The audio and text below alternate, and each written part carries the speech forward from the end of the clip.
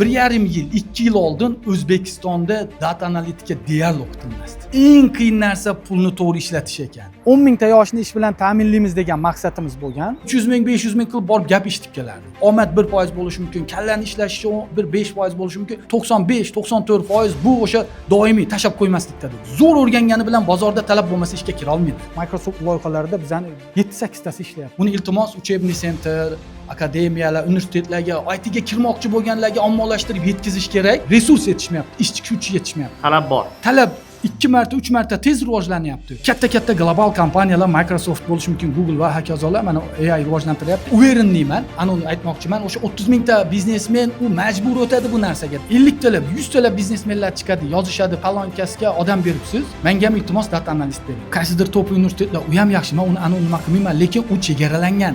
Hamma ham keta olmaydi unga. Bugun O'zbekistonda data analitika sohasi juda ham rivojlanib ketdi va shu qadar rivojlanyaptiki, garchi xorij mamlakatlarida hozir ko'p sohalarni o'rnini egallab qo'yishi mumkin degan prognoz berilayotgan sun'iy intellekt OpenAI kompaniyasi tomonidan ochilgan sun'iy intellektning o'rnini hech qanday soha bosa olmaydi. Bo'ldi, qanchadan qancha kasb egalari ishsiz qolib ketdi degan joyda data analitikani tanishtirish menimcha bugun eng dolzarb, eng aktual vazifalardan biri. Mana shu vazifani bugun bizga O'zbekistonga data analitika sohasini birinchilardan bo'lib olib kirgan Map Innovation IT kompaniyasi asoschisi va Map Academy asoschisi Sherzodbek Ibragimov tushuntirib beradilar. Assalomu alaykum Sherzod. Assalomu alaykum. Charchamayapsizmi? Yaxshimisiz? Rahmat, xush kelibsiz. Xursand Zo'r, bo'ldik. juda ham chiroyli ofislar. Hali tomoshabinlarga ham ko'rsatib o'tamiz. Aka, birinchi o'rinda mana hozir suhbatdan oldin ham aytilgandi. Hech qanaqa qandaydir bir forma bo'yicha ketmaymiz suhbatimiz. Imkon qadar mana siz aytgan ma'lumotlarni data analitika nima, sohaning qiyinchiliklari nimadan iborat? Siz buni yoshligingizdan aytaylik, o'sha bolaligingizdan qiziqqan bo'lsangiz, qiyinchiliklarni ko'rib kelyapsiz. Unga qanaqa prognoz berishni ham siz yaxshi bilasiz. Siz orqali hozir mana shu tomoshabinlarimizga yetkazsak-da, ko'pchilikning fikrlarini o'zgartirsak ekan. Birinchi o'rinda bizga o'zingiz haqingizda qisqacha ma'lumot berib o'tsangiz, Sherzod.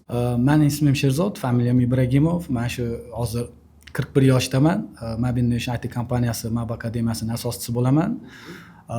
Bunga o'zi kompaniya kelib chiqishi haqida endi qisqacha deganingizga qanaqa formatda gapiryapsiz? Yo polni kompaniya kelib chiqishi tarixidan boshlaymi buni yoki qisqacharoq qaysi yo'nalishda ishlaymiz? Nima faqat shu bilan to'xtab. Serialdan kelib chiqmadim, kinodan kelib chiqdim. Bitta kinoga sig'adigan darajada gapiraversangiz bo'ladi. Bo'ldi, bemalol ekan.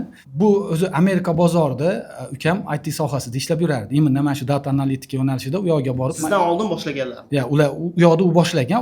U biznes emas, o'zi oddiy bitta kompaniyaga kirib mutaxassis bo'lib, data analitikani o'rganib olib, o'sha Amerikada magistraturalarni tugatib, o'sha sohada ishlab yurardi. Keyin men esa bu yerda O'zbekistonda qishloq xo'jaligi vazirligi huzurida bitta agentlik bo'lardi. O'sha agentlikda 10 yil ishlaganman. 2011-yildan 2022-yilgacha o'sha agentlikda ishlaganman. U yerda biz endi faqat o'sha Jahon banki, Osiyo taraqqiyot banki investitsiyasini O'zbekistonga olib kirardik. U yerda ishim zo'r edi. Misol uchun 2019-2018-yillardan loyiha menejeri bo'lganman. Qo'limda 30 ta 40 ta odam ishlagan. O'sha sohada yurib, ishlab qishloq xo'jaligida ishlaganmiz. Hozir bitta narsa aytib o'taman. Hech narsa behudaga bo'lmas ekan. Ya'ni men u yerda networking deydi, tanish bilish orttirdim. Yuqori martalaba misol uchun viloyat hokimlari, tuman hokimlari bilan va hokazo o'sha vazirlar bilan qanaqa gaplashishni, ular bilan qanaqa muomala qilishni o'rganib oldim. Bu networking juda katta imkoniyat berdi. Yana bitta narsa bo'ldi u yerda, eng asosiy narsa, meni mana shu IT kompaniyaga o'tib IT kompaniyani qilib ketilishida burilish bo'lgan bitta u yoqda o'rgangan tajribam, ya'ni 100 ming talab fermerlarni o'qitganmiz biz. Chunki u fermerlarni o'qitganda borib viloyatlarda o'qitilardi. Eng muammo narsa o'sha fermerlarni yig'ish. Ularga to'g'ri qiymati zo'r narsani berasiz, lekin uni borib tushuntirib olib kelib yig'ishda muammo bo'lardi. O'shanda biz viloyat hokimiyati bilan ishlardik, xatlarni chiqardik, tuman hokimiyati bilan bilardik. O'sha narsani zo'r o'rganganman. Hozir buni nima uchun aytib o'tyapman, keyin tushuntirib beraman. Bu narsaga to'xtalib, qayerda menda burilishda yordam berganini. Keyin bu 19-yillarda o'zi biznes qilamiz degan unaqa bir niyat ham bo'lmagan, asosiy biznes bo'lmagan. Men endi mahalla baylarda yurib ko'rib yurardim. Mahalla bay o'sha har bitta tumanda yurib, har bitta mahallaga kirilib yurilardi. O'sha davlat siyosati har bitta oilalarning ichiga kirib ahvolini o'rganib, qanaqa muammosi bor o'shalarni yechishni yurganda, men o'zim misol uchun matematikadan olimpiadist bo'lganman. Uylarga, mahallalarga kirganda, men o'sha bolalarni, yigitlari, oilada farzandlarini men chaqirib savol javob qilardim-da. Oddiy oilalarda. Shu ko'rganman, juda kuchli talantli bolalar bo'lgan. U yerda men qoyil qolardim o'sha narsaga, oddiy oiladan. Keyin bu o'sha aylanib ukam bilan maslahatlashdik. Sen u yoqda bo'sh vaqting bo'lganda o'tirib turib, bu yerdan bir iqtidorli bolalarni yig'sak, sen ularni bir o'qitsang, vaqting bo'lganda haftada 2 marta, 3 martadan dars bersangda, bu bolalar o'sha talantli bolalar yurmasin, bekor bo'lib, bo'sh qolib, Rossiyaga ketmasin, qiynalmasin degan niyatda-da.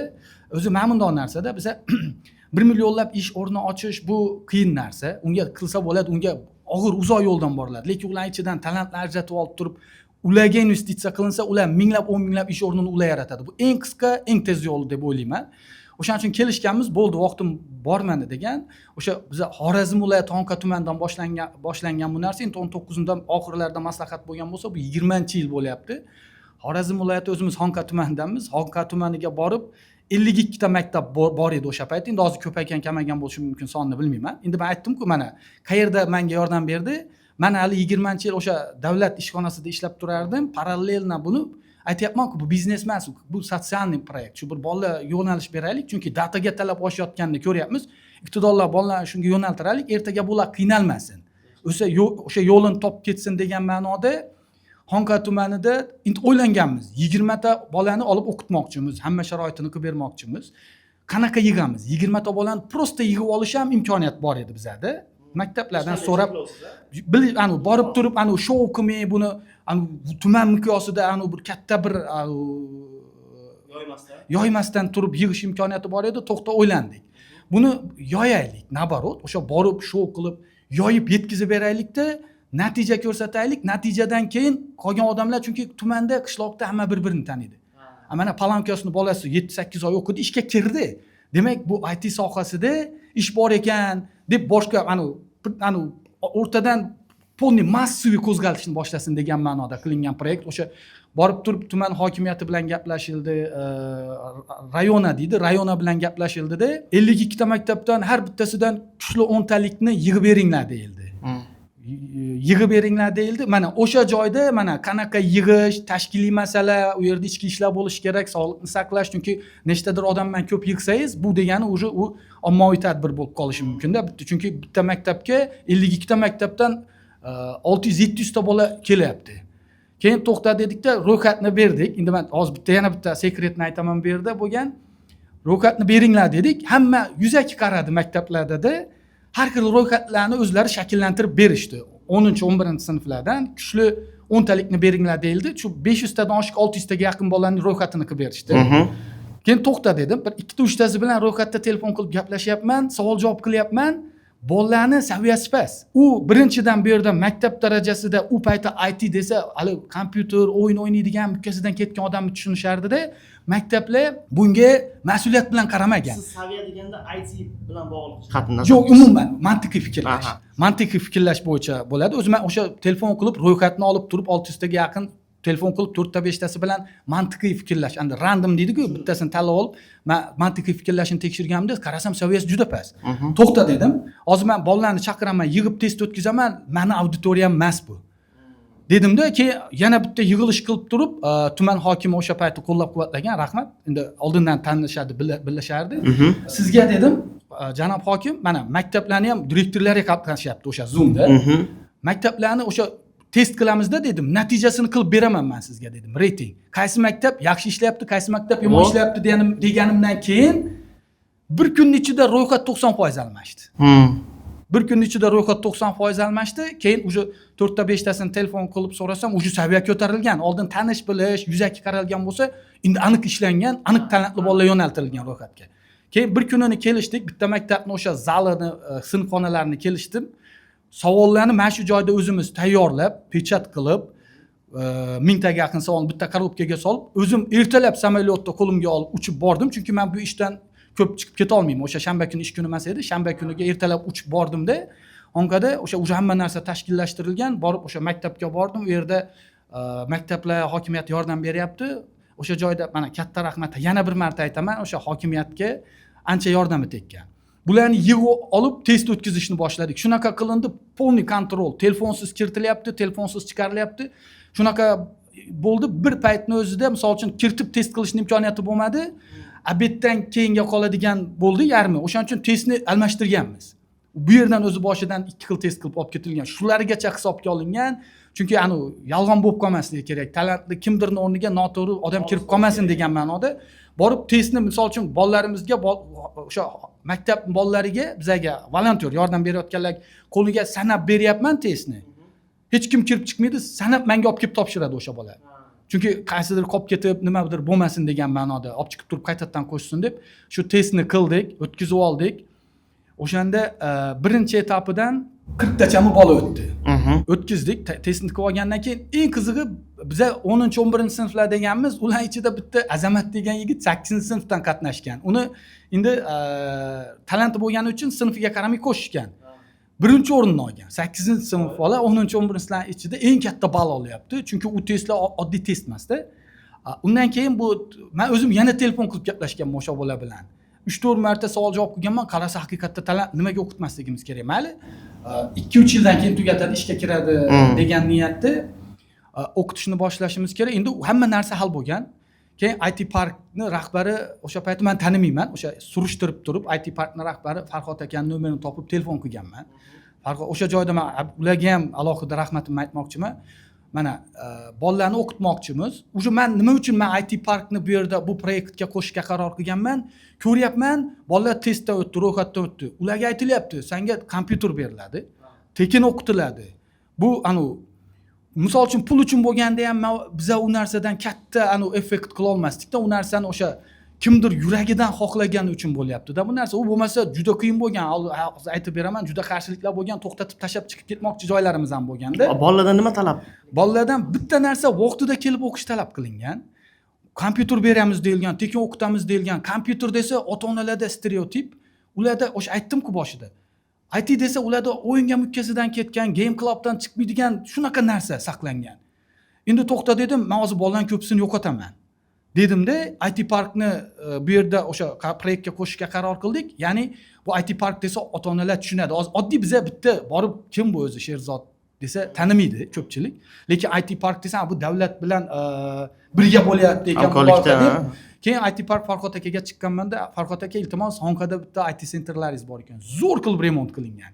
Shuni bitta xonasini bersangiz, men shunaqa proyekt qilmoqchimiz. Tekinga o'qitib bolalarni shu satsanni bu proyekt bir harakat qilib ko'rmoqchimiz deganimda, ular qo'llab-quvvatlagan, yordam berib o'sha xonani eng katta, eng zo'r xonani bizga berishgan.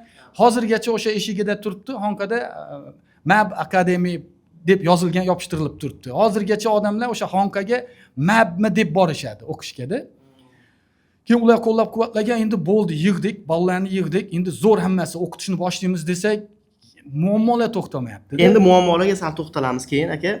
Shu joyida eslab qolasiz. Undan oldin men bitta narsani so'rab bilib olmoqchiman sizdan. Aka, hozirgi mavqeingiz iloyim yana ham yuksalsin. O'ylab qaraydigan bo'lsak, chetdan kimdir ko'radida, bu inson o'zi aslida deydi.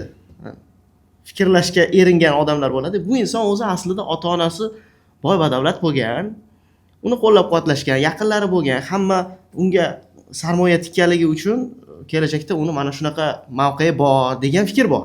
Keling, hozir mana shu joyda siz o'zi qanaqa oilada katta bo'lgansiz? Ota-onangiz kim bo'lganlar? To'g'risini aytaman, biza oilamiz juda yaxshi. Onam ham o'qigan, doktor bo'lganlar, dadam ham o'sha politexnikda o'qiganlar, o'sha biznesmen bo'lganlar. Endi men esimni biladigan paytlarim biznesmen bo'lganlar. Bir paytlar o'sha Xorazm viloyatida tuman hokimida 31 bo'lardi, 31 mashina Volga, dadamda bo'lgan. Meni esimda har kun bitta to'yga borardi dadam o'sha 31da. Endi biz yoshmiz u paytda. Endi bu 90 nechanchi yillar, men maksimum bo'lsa shu bir 10-sinfmanmi, 8-sinflar, hozir to'g'ri esimda yo'q.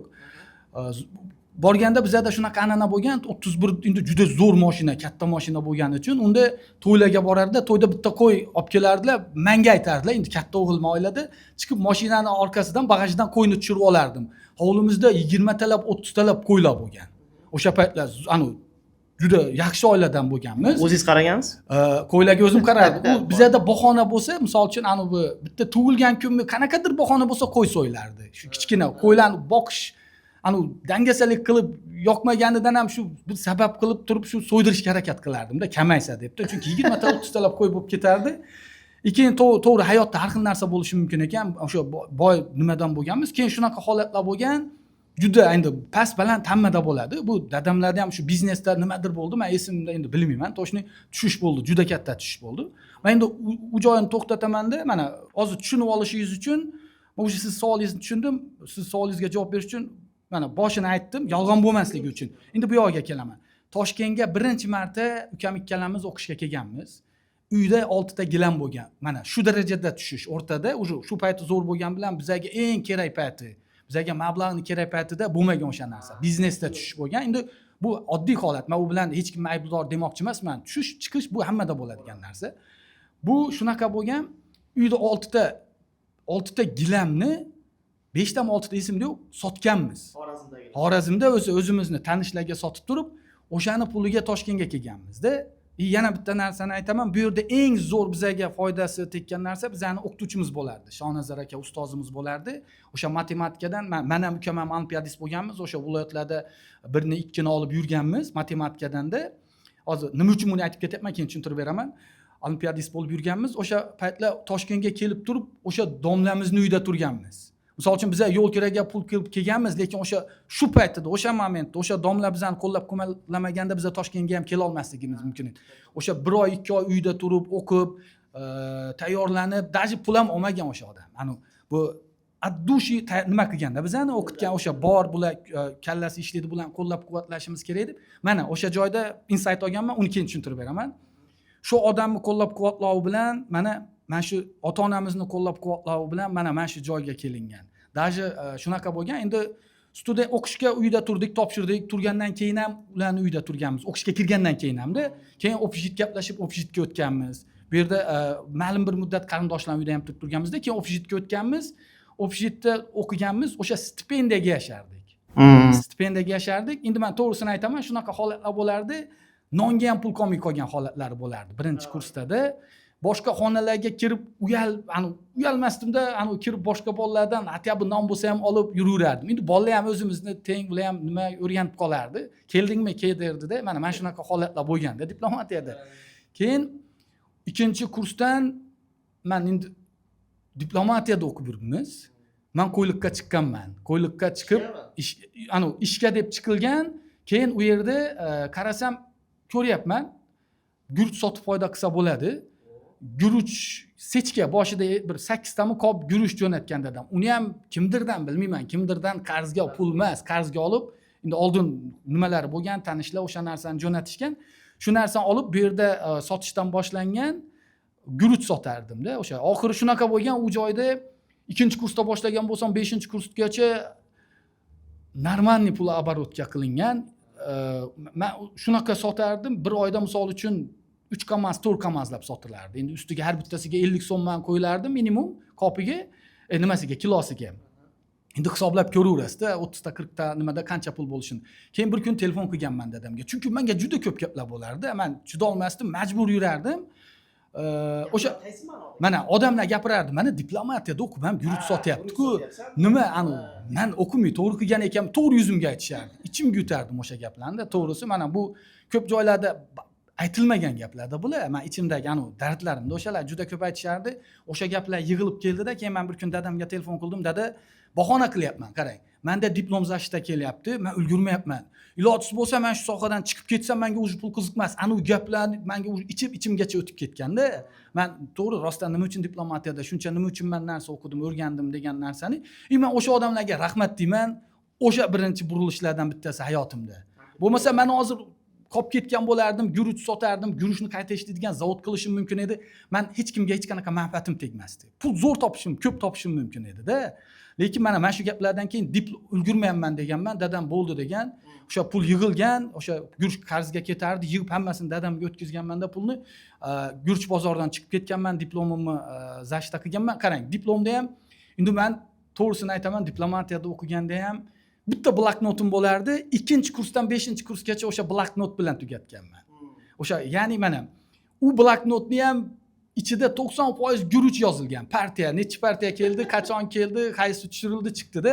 Bir kuni bitta darsda domlam ushlab olgan, bir sen ber daftaringga degandi, bu nima o'zi buni ichida deb. Olib ko'tarib qarasa, tushunmagan, qop ani yozilgan 250 partiya sotilgan nimalar tushiriladi. Bu yerda ani qoplar soni, kilosi. Bu nima degan? Endi men o'zimni qiziqishim bu qanaqadir nima deb aytganman. Endi bolalar kulib olishgan, kursdoshlarni bilishardi. Даже ish qilib juda ko'p holatlar bo'lgan. Mana o'sha diplom zashtaga qolganmanda, diplomda ham zo'r tayyorlanganman. Shu paytgacha 3 ga o'qigan bo'lsam diplomatiyada, diplomni hayron qolishgan. Maksimum ball bilan yopib topshirib chiqib ketganman. Keyin yana bitta narsa boshlangan. O'sha paytda bitta muammo bo'lardi. Bu menda emas, juda ko'pchilikda bo'lgan. Ya'ni propiska muammosi. Men 1 yil ish qidirib yurganman. Kallam ishlaydi. Diplomatiyani tugatganman. Ishga borsam hamma olishni xohlayapti, lekin Propiska yo'q. Propiska yo'q. Propiska deganda hattoki временный propiska. Vaqtinchalik ham. Vaqtinchalik propiska bo'lmasa ishga olinmasdi-da. Keyin shunaqa joylardan HRlar ham aytadi, "Voy, afsus" dedi. Oxirida o'shanga borganda yiqilaverganman propiskaga-da. Qarang, o'sha payti paradoks, ya'ni propiskang bo'lishi uchun ish joyidan spravka kerak, ishlab yuribdi degan. Spravka bo'lishi uchun uni teskarisi, ishga kirish uchun propiska kerak, hattoki временный propiska. 1 yil ishsiz yurganman. 1 yil ishsiz yurganmanda buni natijasida endi menda emas, juda ko'pchilik jo'ralarim chetga ketgan o'sha paytda. Hozir men bitta narsa aytib qo'yaman. Hozirgi yoshlarimiz juda baxtli yoshlar bular. Bu narsalarni bilishmaydi.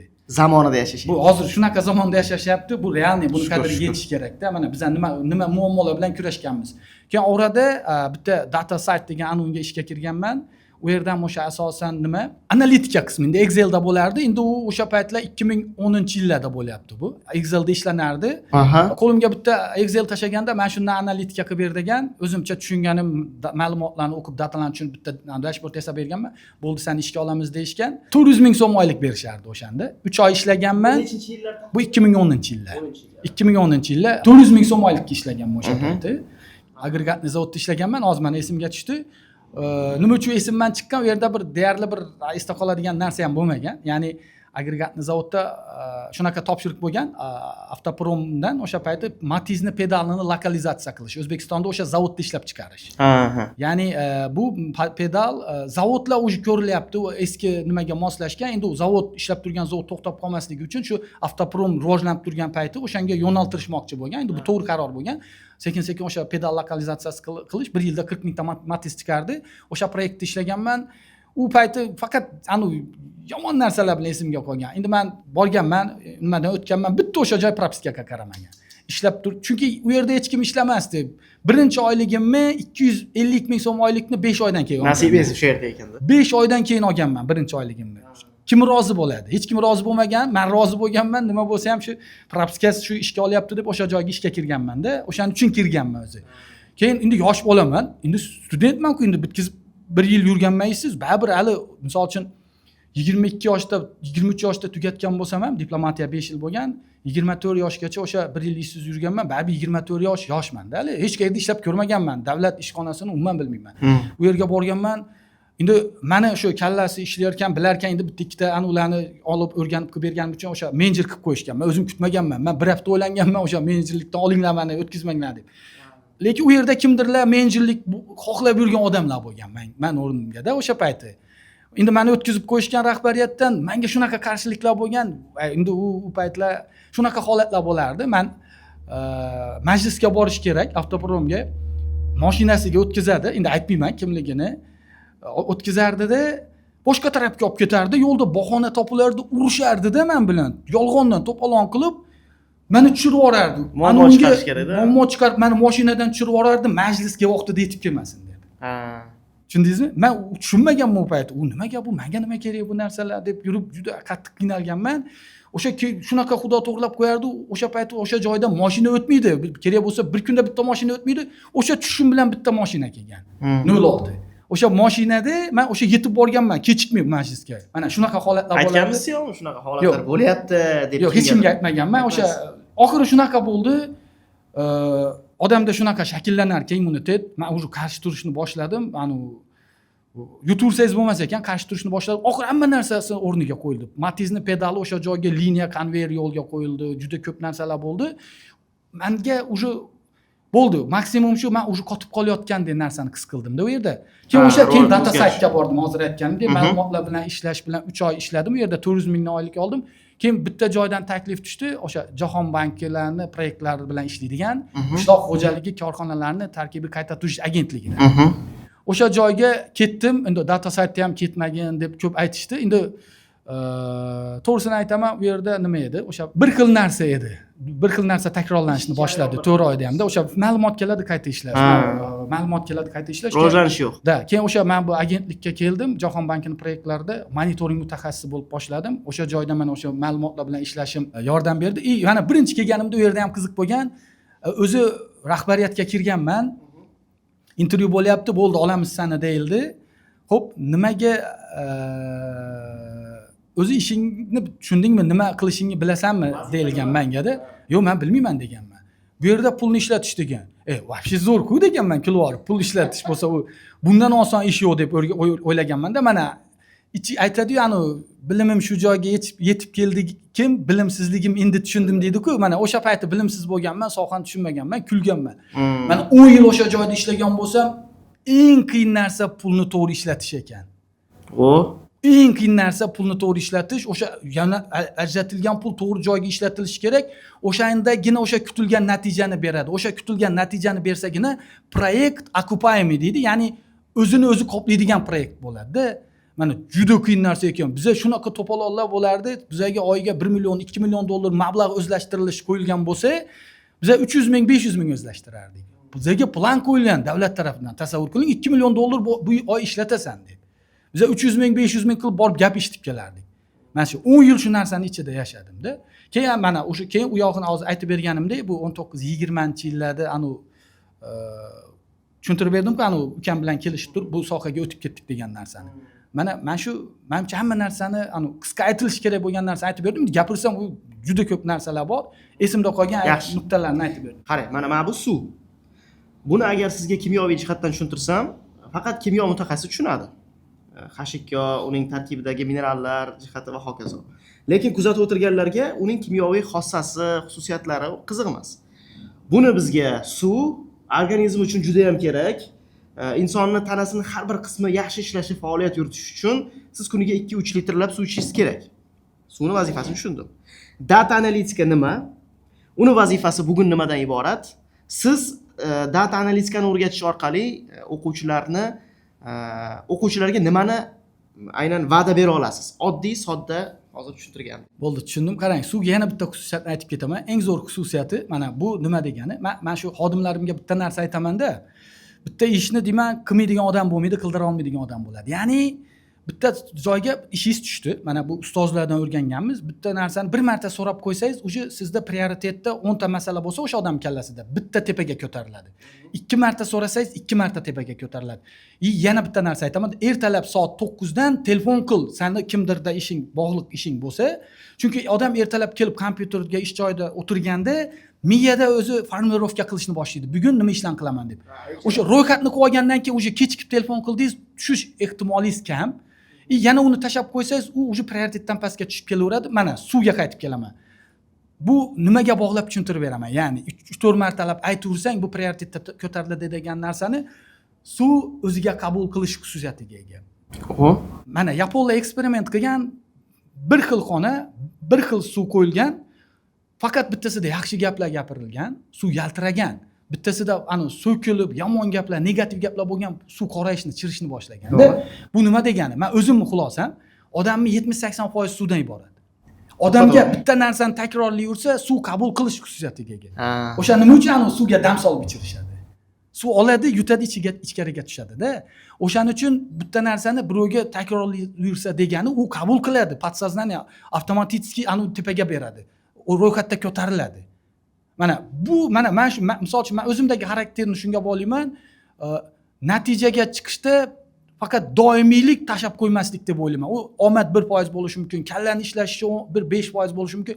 Qolgan 96, 95, 94% bu o'sha doimiy tashab qo'ymaslikda deb o'ylayman. Endi bo'ldi. Bu yana bitta xususiyatini aytib o'tdim. Endi data analitikaga keladigan bo'lsak, mana bugungi kunda dataga har bitta narsa qo'lingiz bilan ushlaydigan, ko'radigan, sanaydigan, har bitta narsa bu hammasi ma'lumotga aylanadi ertaga. Aytadi-yu, ma'lumot data is the king dedi. Data is everything degan narsalar paydo bo'lyapti-da. Bu mana global nimada dunyoda konkurensiya kuchayapti. Raqobat kuchayapti. Bu degani har bitta odam o'zini sohasida, o'zini yo'nalishi, o'zini biznesida ma'lumotni qayta ishlashagina yashab qoladi bozorda. Bu nima degani? Xo'p, ma'lumot konkurensiya ko'paysa, bozorda data bilan ishlashga talab oshadi. Har bitta nimada. Va har bitta nimada data bilan ishlashga talab oshdi degani, datani qayta ishlaydigan mutaxassislarga talab oshadi degani. Bu mana bu yog'iga men ko'rib turgan narsa sun'iy intellekt va data qoladi. Ikkalasi o'zaro raqobatda qoladimi? Yo'q, bu ikkalasi nima uchun data sun'iy intellekt bilan qoladi? Sababi sun'iy intellektni ozuqasi desam ham bo'ladi datani. Hozir uni ham to'liqroq tushuntirib beraman. Mana sun'iy intellekt bu mashina desangiz, mashina benzinsiz yurmaydi. To'g'rimi? Qanchalik million dollarlik mashina bo'lsa ham unga yoki benzin yoki elektr energiya yoki gaz bo'lmasa yurmaydi. Bu sun'iy intellekt shunaqa kodlarning yig'indisigina xolos. U ma'lumotni ustiga quriladigan narsa. Ma'lumot bu data. Bu data demak uni ozuqasi bo'lsa, bu rivojlangan sari dataga bo'lgan talab oshadi. To'g'ri. Dataga bo'lgan talab oshdi degani ma'lumotni qayta ishlaydigan mutaxassislarga talab oshadi degani. Bular data injenerlar. Mana yana bitta narsa tushuntiraman. Men OpenAI, ChatGPT qiziqib o'shanga mana oddiy qilib o'zimni fikrimdan ham ko'p fakt bilan gapirishga harakat qilaman. ChatGPTga OpenAI o'zi eng hozir birinchilardan bo'lib AI'ni olib kirdi, sun'iy intellektni. Unga savol yozsangiz, GPTga o'sha produktni OpenAI'ni data analistlar ishlaydimi desangiz, yozib beradi. Fakt bilan, xo'p, qayerdan bilding desa, qachon qaysi saytda e'lon bergan soursigacha olib kelib beradi. Mana OpenAI mana bunaqa data injenerlarga talab boryapti. Bor. E'lon bergan vakansiya degani. Bu birinchi fakt. AI rivojlanganda o'sha AIga data injener kerak bo'lmaganda ularga kerak bo'lmasdi. Chunki eng oldida turibdi. Bu birinchisi. Undan tashqari ikkinchi fakt bilan tushuntirib beraman. Bitta sotsialniy proyekt qilindi O'zbekistonda. Ya'ni paradoks bor bitta. Chet eldan mana ko'plab kompaniyalar kiryapti, chetdan kompaniyalar O'zbekistondan kadr olishga harakat qilyapti-da. Bitta narsa, men juda ko'p gaplashganman, endi ko'pchilik biladi buni. Bizlarda kadr yo'q deyapti. Bizga kadr yo'q, O'zbekistonda topa olmayapmiz deyishyapti deb juda ko'p aytilganda, biz bu tarafdan qarasangiz, o'quvchilar tarafdan bizlarda necha minglab bolalar IT akademiyalarni tugatyapti. Necha minglab bolalar universitetlarni tugatyapti-da, bizga ish yo'q deyapti. Buni ichiga kirishga harakat qildik. Ya'ni bu sotsialniy proyekt. Buni misol uchun men bundoq. Buni qanaqa yechamiz degan ma'noda komandamiz bilan to'xtaldik. Ya'ni oldin talabni aniqlaylik. Bormi talab o'zi? Talab o'zi bormi? Bor bo'lsa, qaysi yo'nalishga talab bor degan narsani aniqlaymiz degan niyatda bitta proyekt qildik. Misol uchun O'zbekistonda eng katta platforma HH bilan LinkedIn. O'sha O'zbekistondagi 80-85% kunlik e'lon beriladigan IT yo'nalishidagi vakansiyalar o'sha ikkita saytda chiqar ekan. HH bu ish topish bilan bog'liq. HH yani Headhunter. O'sha Headhunter bilan LinkedIn. Bu vakansiya e'lon qiladigan saytlarda. Bular o'shalarni 1 yildan oshdi mana yig'ishni boshladik ma'lumotni. 1 yildan oshdi HHdan, LinkedIndan ma'lumot yig'yapmiz. Mana data injenerning ishida, mana qarang. Ma'lumot HHda yotuvdi, hech qanaqa undan insight olib bo'lmasdi. Bitta odam faqat topshirib turib ishga kirishi mumkin edi. Biz uni yig'ishni boshlagandan keyin data is the king deyapman-ku, mana ma'lumot bu qirol degan narsani yig'ishni boshlagandan keyin juda ko'p narsa chiqib keldi. Endi hozir mana biz faqat O'zbekistondan HH LinkedIndan olmadik. Amerika bozorini o'rganishni boshladik. Ya'ni Amerikada LinkedIn, Glassdoor, Indeed. Mana shu 3 ta sayt 80% dan oshiq vakansiyani, kunlik vakansiyani qamrab olar ekan Amerikadan. Har kun tasavvur qiling, har kun mingtadan 10 mingtagacha bo'lgan vakansiya tushyapti. O'sha saytda bitta kod yig'ib olib kelib, menga har kun ertalab dashbordimda ko'rsatyapti. Bu o'zi qaysi vakansiyalar. Undan keyin Germaniya, Yaponiya, Koreya bozorini o'rgandik. Ya'ni nima uchun bu Germaniya, Koreya, Yaponiya bozori? Tug'ilish juda kam davlatlar. Aha. Bularda biz uchun tashqi bozor, ularda ishchi kuchi yetishmaydi. Ularga talab bor. degani. Ularni bozorini o'rgan, ularni bozorda talab bo'lib turgan narsani o'rgatib turib, ularga chiqish yana yaqinlashadi, osonlashadi bizga. Mana shunaqa qilib 7-8 ta bozorni o'rgandikda, yig'dikda, dashbord qildik, yig'ib chiqqandan keyin bo'lib yubordik. Anu razbivka deydi, breakdown. O'zi qaysi yo'nalishlardan tashkil topgan bu vakansiyalar degan. Misol uchun 800 mingtadan oshiq vakansiya tushgan bo'lsa, yig'ilgan bo'lsa, birinchi o'rinda data analitika turibdi. 3-mi, 4-chi o'rinda to'shni esimda yo'q. Data engineering, keyin yana data scientist turibdi. O'sha data bilan bog'liq ishlarni qo'shib chiqsangiz, общий vakansiyalarni 30-35% ga to'g'ri kelyapti. Eng qizig'i nimada? O'sha 1,5 yil, 2 yil oldin O'zbekistonda data analitika deyarli o'qitilmasdi. Mana muammo qayerda bo'lib chiqyapti? Talab nimaga bo'lyapti? Bizlar nimani o'qityapmiz degan narsa. O'shaning uchun kerakmaydigan narsani zo'r o'rgangani bilan bozorda talab bo'lmasa ishga kira olmaydi. Mana keyin bu proyektni nima qildik? IT vazirlik bilan ularga berildi hamkorlikda. Buni iltimos uchebniy center, akademiyalar, universitetlarga, ITga kirmoqchi bo'lganlarga ommalashtirib yetkazish kerak. O'shandan kelib chiqib ular o'qitsin. Mana talabdan kelib chiqib o'qitsin degan narsaga loyiha qilinganda, kerakmaydigan narsa emas. Yana bitta narsa qilganmiz uni ichida. Xo'p, data analist bo'lish uchun 100 ta tool bor, misol uchun 100 ta texnologiyani o'rganishingiz kerak. Unda ham xuddi uni ichida ham 100 ta texnologiya odamning 10 yil umri yetmaydi. U yana oxirida bir butun bo'la olmaydi. Talab, uni ham ichida talabgir bo'lib turganini o'rganish kerak degan niyatda har bitta vakansiya ichida required skills dedi, talab etiladigan, bilishing kerak bo'lgan texnologiyalar degan joy bo'ladi. O'shalarigacha kirib yig'ib olindida, xo'p, data analist bo'lish uchun top talab etilayotgan toollar qaysilar deganigacha chiqarilgan. Bu chista shpargalka. Mana boshqa nimalarga shpargalka, mana data analitika bo'lish uchun nimadan boshlashim kerak degan eng to'g'ri yo'l mana shu. Chunki haqiqiy talabdan kelib chiqadi. Endi mana savolingizga qaytaman bunda. O'shanda fakt bilan gapiraman dedim, sun'iy intellekt. Mana o'shanda data analitika birinchi o'ringa chiqdi dedim-ku. Bu o'sha nimaga to'g'ri keladi? OpenAI chiqqandan keyin, sun'iy intellekt rivojlangandan keyin talab oshishni boshladi ma'lumotga. Ma'lumotga talab oshdi degani, ma'lumotni qayta ishlaydigan mutaxassislarga talab oshdi degani.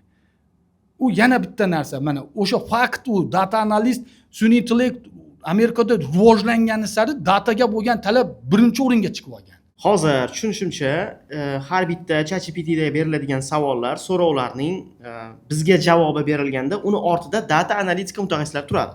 Uni men bunday tushuntirib beraman. Uni orqasida data turadi. O'sha datani data injenerlar tayyorlab beradi, o'qitib. Data qancha tayyorlangan bo'lsa, sun'iy intellekt shuncha toza, shuncha yaxshi ishlaydi. Bu ma'lumotni tayyorlab, uni tayyorlab olib kelib dataset shakliga olib kelib keyin o'qitiladi. U orqasida u sun'iy intellekt, u ko'rib turgan chatbotimiz icebergning uchi. Uni tagida 80% narsa data. Data noto'g'ri o'qitilsa, noto'g'ri narsa beradi. Mana oddiy qilib tushuntirishga harakat qilyapman. O'sha bu datani tayyorlab beradigan u icebergda juda katta ish bor yerda. Uni data set shakliga olib kelinadi. Mana har bitta orqasida mana bunda o'qitiladi. Misol uchun bitta yozasiz oldin. Misol uchun 3 tub son deb yozasiz. Keyin savol berasiz. 3 tub sonmi deb uni ham o'qitasizda, keyin ha degan javobni ham o'rgatasiz. Undan keyin siz 3 tub sonmi deb savol bersangiz, ha deb javob beradi. Mana uni orqasida qancha mehnat yotibdi. Uni orqasida ma'lumot yotibdi. Uni orqasida ma'lumotni qayta ishlash bilan bog'liq qancha ob'yom ish yotibdi. Siz hozir aytganingiz sari men qo'rqib ketyapman-da. Ya'ni masalan bitta inson hayoti davomida o'zini kasbidan kelib chiqaylik, masalan aytaylik, Navoiy deylik.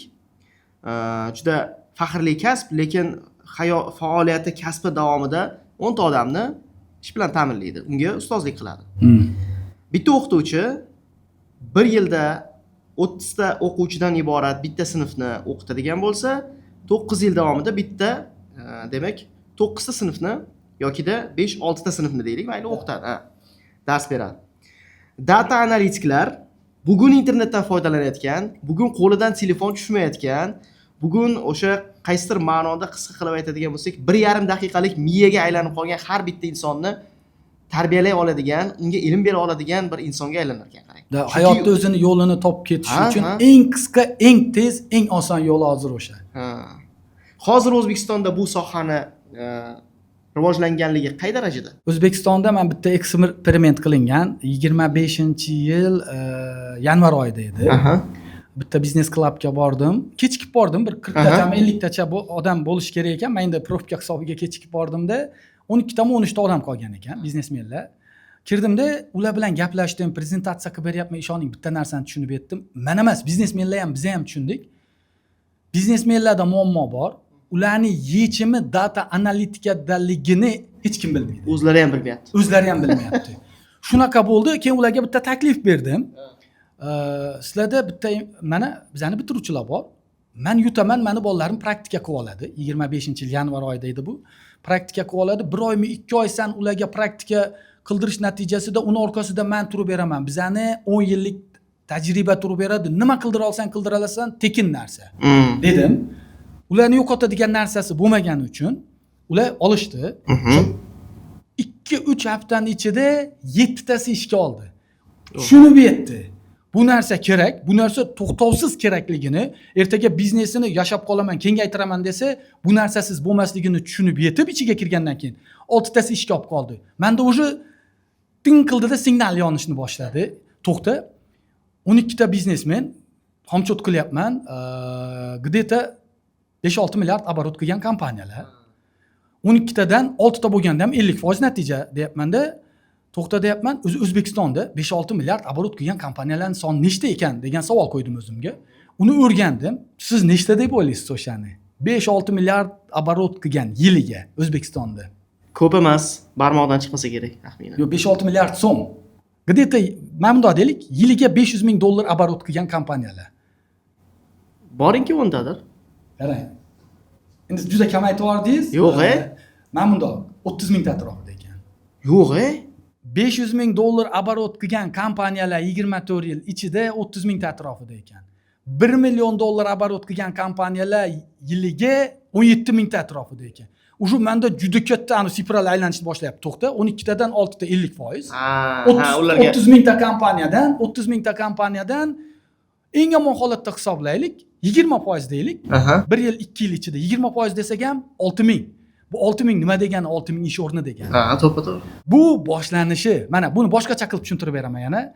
Uşu men shundan keyin biznes klublarga borishni boshladim, kirishni, tushuntirishni boshladim. O'sha 6 ta kompaniyani ketidan bizga kompaniyalar kelib o'chertda turyapti.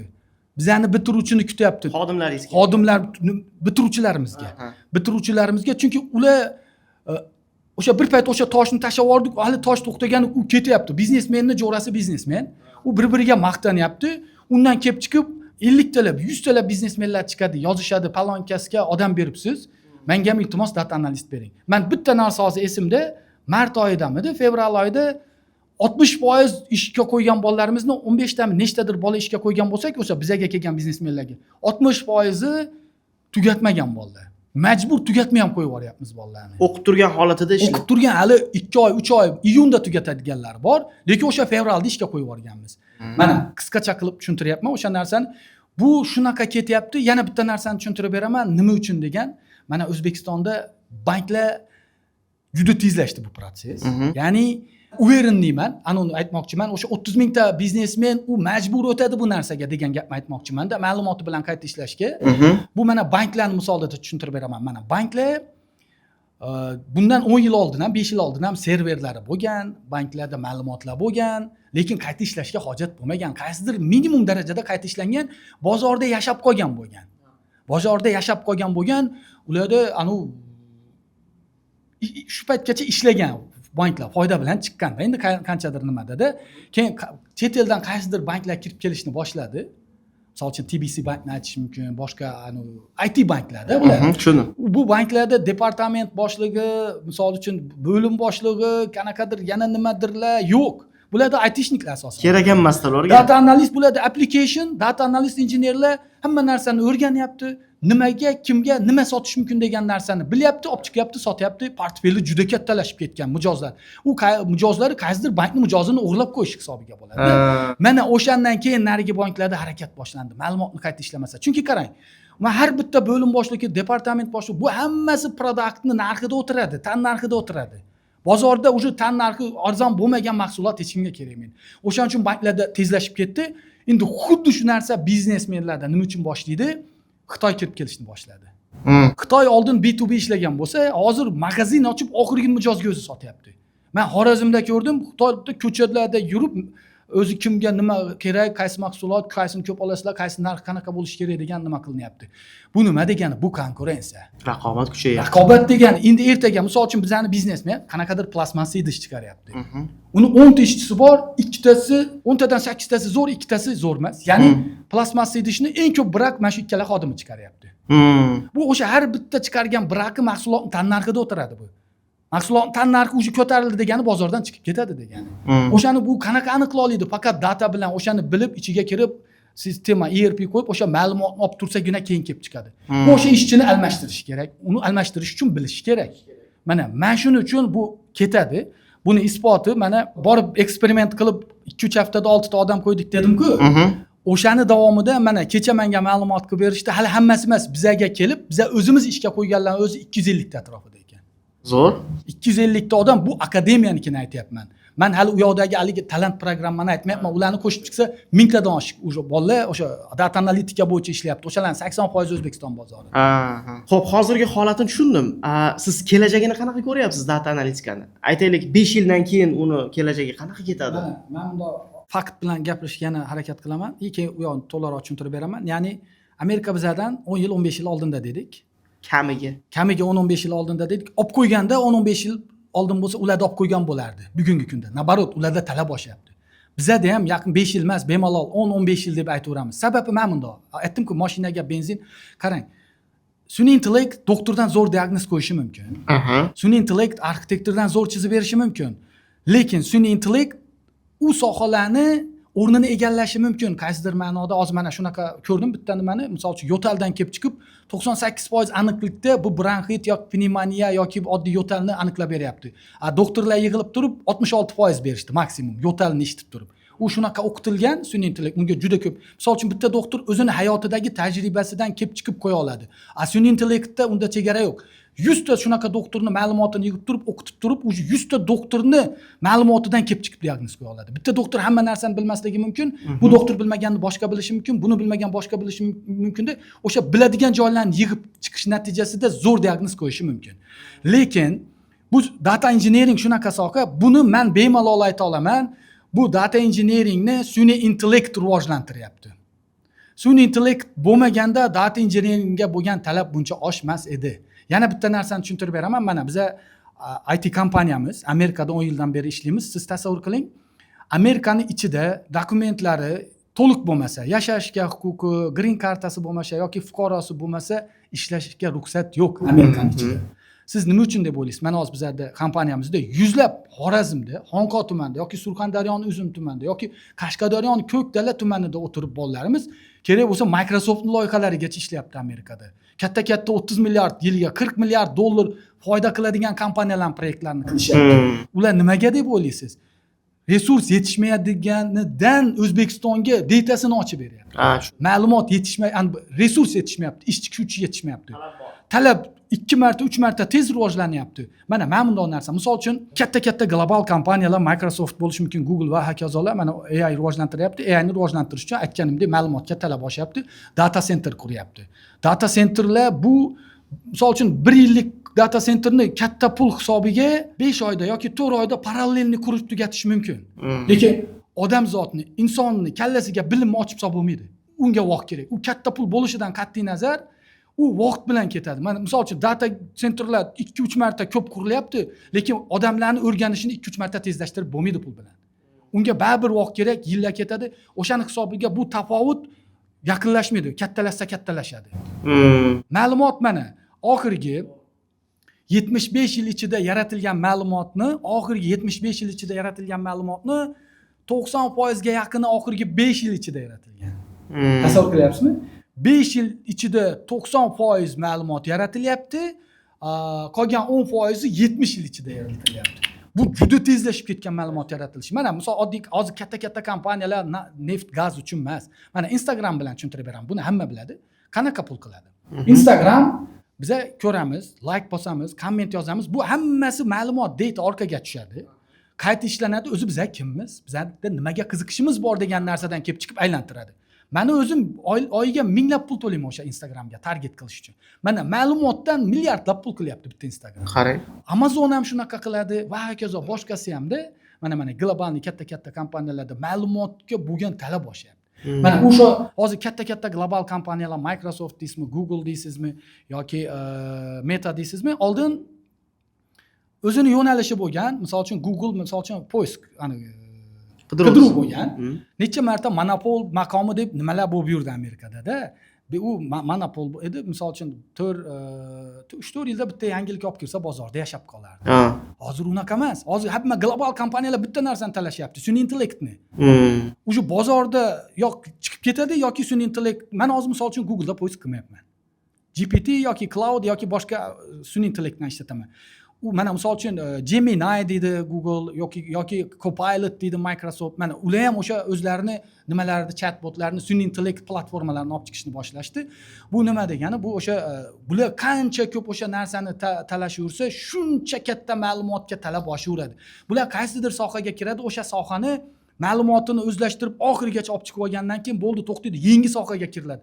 U degani o'sha yangi sohada ma'lumot yig'ish kerak, tozalash kerak, dataset shakliga olib kelish kerak, keyin uni o'qitish kerak bo'ladi. Mana bu yaqin 10-15 yil ichida men o'ylayman, bu kamaymaydi, ko'paysa ko'payadi. Tim bo'lib O'zbekistonda hali bu bo'yicha savol bo'lishi mumkin emas. Kasb qidirayotganlar, o'zi uchun kasb tanlayotganlar hozir mana shu yergacha bo'lgan suhbatni eshitiboq o'zi uchun menimcha xulosa qilib oldi degan fikrdaman. Chunki kelajak kasblari kerakmi? Marhamat, data analitika siz uchun eshiklarni ochadi. Aka, mana shu data analitika umuman o'zi shu sohadan kadr izlayotganlar, ish beruvchilar kadrlarni qanday izlaydi? Diplom qanchalik ahamiyatli?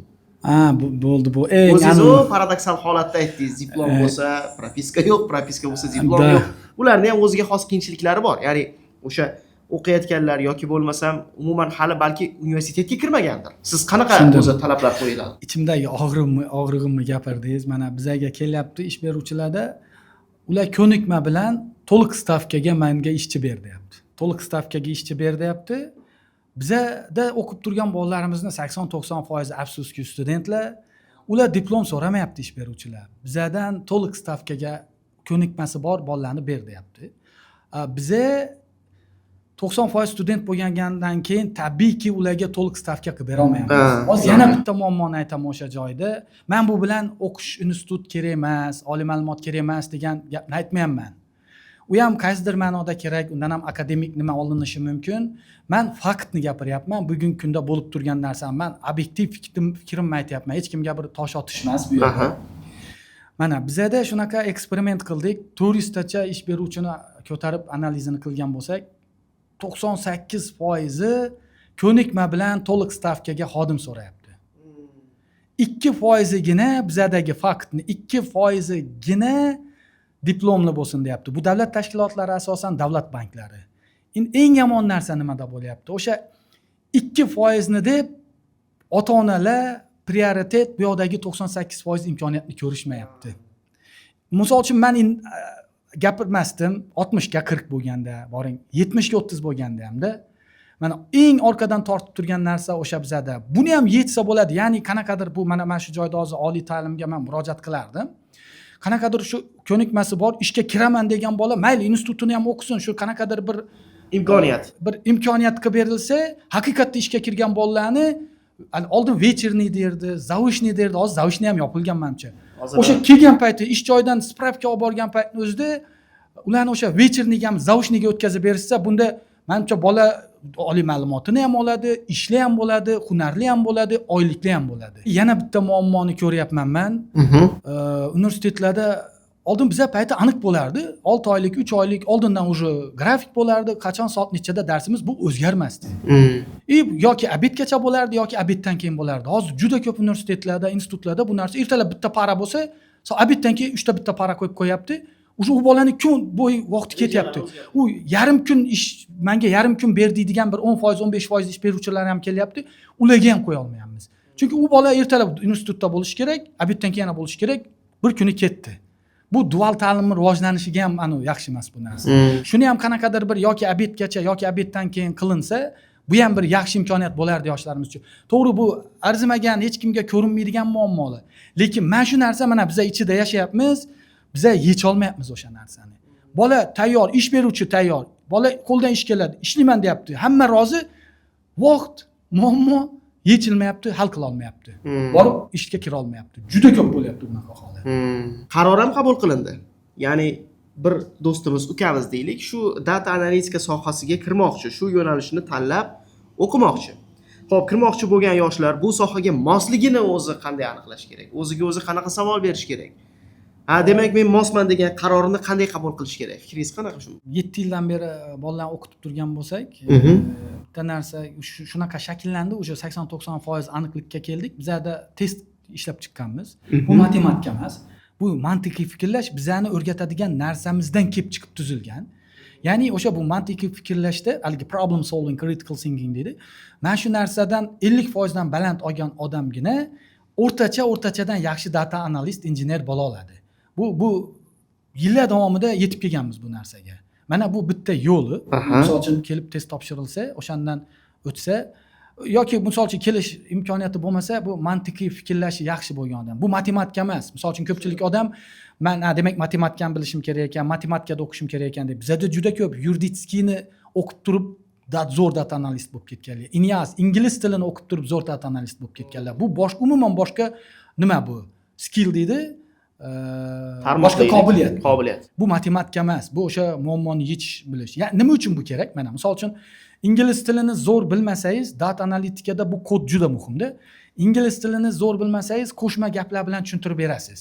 O'sha chotki nuqtasiga o'sha so'zni bilmasangiz, nuqtasiga ura olmaysizda, aylantirib qo'shma gap bilan aylantirib tushuntirsa bo'ladi, to'g'rimi? Bu data analitikada ham kod xuddi shunaqa narsa. Bu qancha mantiqiy fikrlash yaxshi bo'lsa, kodni shuncha qisqartirish mumkin. Kod shuncha qisqarsa, ma'lumot aylanishi qisqaradi. Ma'lumotning kelishi vaqti qisqaradi. Bu juda muhim narsa. Kod qancha uzun bo'lsa, o'sha toshni nuqtasiga ura olmasangiz, kod shuncha uzun bo'lsa, bu shuncha ma'lumot ichida aylanadi, bu vaqtdan yutkaziladi. Hozir Amerikada bizning proyektlarimizda sekundlar rol o'ynayapti. 1 sekund, 2 sekund ma'lumotni kechikib kelishi kompaniyalar 100 minglagan dollar zararga olib kelyapti. O'shaning uchun mana bu mantiqiy fikrlashi o'zi yaxshi bo'lgan, IQ'si yaxshi bo'lgan bolalar o'sha sohada kirsa, bu sohada muvaffaqiyatli bo'lish ehtimoli juda katta. Yosh chegarasi ham bormi aka? Bizda 10-11-sinf bo'lsa 17-18 yoshdan tepasi, даже 40 yoshlar, 50 yoshlar odamlar ham o'qib o'rganib faoliyatida ishlatyapti yoki bo'lmasa faoliyatini almashtiryapti. Unda ham chegara yo'q. Bo'sh kimda kim shu sonlar bilan ishlashga, analitikaga qiziqsa, mantiqiy fikrlash yaxshi bo'lsa, bu ularga to'g'ri keladi. Qarang, Shersaga hozir menda bitta fikr paydo bo'lyapti. Aytaylik, men o'zimdagi tibbiy muammoyimni o'sha siz aytgan sun'iy intellekt ChatGPT ga yozdim. U menga ma'lumot beryapti. U ma'lumotni ortida ma'lumotni kiritayotgan inson agar o'zi tibbiy jihatdan, masalan, tibbiy ma'lumotnomasi ilmi bo'lmasa, uni kiritib chiqa olmaydi, to'g'rimi? Demak, xulosam bo'yicha data analitikaga kirayotgan inson agar ikkinchi tarmoq, ya'ni bitta sohani egasi bo'lib turib kiradigan bo'lsa, yana ham kattaroq imkoniyatga ega bo'lar ekan. Zo'r savol berdingiz. Bu уже 2 marta muvaffaqiyat. 2 marta yaxshiroq natija degani bu. Sohani bilib turib, men misol uchun shunaqa holat bo'ladi, odam ichidagi dardini menda ham ko'p bo'ladi. Bu menda emas, ko'pchilikda bo'ladi. So'z bilan tushuntirib bera olmaysiz. Amalda qilishingiz mumkin, lekin uni so'z bilan yetkazib bera olmaysiz. O'shanaqa momentlarda siz texnik qismini qilayotgan data injenerning yonida o'tirib aytishingiz mumkin, nimadir qildish, lekin o'sha yetkazib bera olmaydigan qismingiz bo'shlig'i qolib ketadi. O'shani bilsagina bu 2 marta natija degani, bu chuqurroq kira oladi degani. Mana shuning uchun men buni zo'r qo'llab-quvvatlayman. Men buni tarafdoriman. O'sha narsani bilgan odamgina bu narsani o'rgansa, bu zo'r natijaga erishadi degan. Chunki chuqurroq kira oladi, hech kim bormagan joygacha bora oladi. O'sha hech kim ko'rmagan joyini ko'ra oladi. Qimmat kadrga aylanadi. Qimmat kadrga aylanadi. Endi sekin asta aka mana shu yerdagi suhbatimizdan bitta pauza qilamizda umuman tashqariga chiqib akademiyaning o'zi joylashgan qismi bu yerga o'qishni niyat qilganlar hozir qanaqa joyda o'qiyman degan savol paydo bo'lishi mumkin. Akademiyani ko'rinishi o'zi qanday, o'qish uchun imkoniyatlar qanaqa degan savollarga javob topishlar uchun keyingi savollarimizni shu yurib, nima deysiz? Imkon bo'lsa. Ha, ketdik. Aka, zo'r joyni tanlabsiz. Aynan akademiya uchun Toshkent shahrining eng chiroyli ko'chalaridan bittasida turibmiz. Yashnobod tumanida turibmiz. Aka, endi mana shu joyda MAP akademiyasining tarixi, ochilishi, undagi qiyinchiliklar haqida o'zingiz to'xtalib o'tsangiz, endi asosiy fokusimizni siz ochgan akademiyaga qaratamiz. Maqtaganingiz uchun Rosa yoqadi bu ko'cha. harakat qilindi. Chunki bu yoq hozir ikkita shaharning o'rtasidagi nima bo'lib qoldi desak ham bo'ladi. Chunki bu yoq ham shahar, yangi shahar bu yoqqa kechyapti, o'shani o'rtasida bo'lib qoldi. Bu ancha qulayliklar beradi o'rni jihatdan. Akademiya tarixi haqida gapiradigan bo'lsak, men aytganimdek, bizada oldin shu 10 mingta yoshni ish bilan ta'minlaymiz degan maqsadimiz bo'lgan. Aytmoqchimanki, oldin akademiya ochib turib, keyin 10 mingta odamni ish bilan ta'minlaymiz emas. Oldin 10 mingta odamni ish bilan ta'minlaymiz degan maqsadimiz bo'lgani uchun unga olib boradigan yo'llardan biri sifatida akademiyani tashkil qildik. Aha. Ya'ni mana biz 19-yildan beri kirib, misol uchun viloyatlarda yurib, talantli bolalarni olib, 9 ta 10 ta viloyatlarda borib, men rasmlari ham bor, men tashab beraman. 2000 ta 3000 ta bolalarni yig'ardikda test qilardik. Aha. Test qilib ichidan o'sha Xonkada qilingan tajribani butun respublika bo'yicha olib borganmiz. O'sha aytgandek, viloyat hokimiyati, tuman hokimiyatlari bilan yaxshi ishlab, endi tuman darajasida emas, viloyat darajasida 3000 ta, 4000 talab yoshlarni yig'ib berishardi. Biz borib test qilib, ichidan talantlarni olardikda o'qitardik. Nimaga? Misol uchun, nimaga biza borib test qilardik? Ya'ni bu o'sha ommalashsin. Hamma bir-birini taniydi. Bular ishga kirib natija ko'rsatgandan keyin massaviy hamma shunga harakat qilsin degan ma'noda. Shou qilinadi, hamma yetib borardi, hamma kutardi, natijasini ko'rgandan keyin Xonkada shunaqa boshlangan. Tizim. Hozir juda ko'p odam IT o'qiyman, ITda juda katta pul, oyligi yaxshi ekan degan narsa bilan juda ko'paygan. Mantiqiy fikrlash o'rganib, ingliz tili o'rganib, bizga har kun o'nlab kerak bo'lsa, yuzlab bolalar chiqadi Xonka tumanidan-da.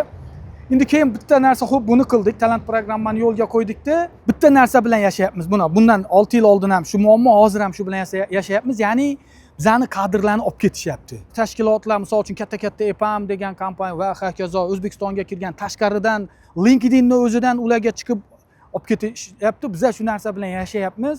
Bu endi tabiiy hol, biz tayyormiz. Lekin eng achinadigan joyi, bizning proyektda turgan bola $50, $100 tashab unga o'tib ketib qoladi. Biz ham loyiha o'zi Amerikada loyiha olish oson emas.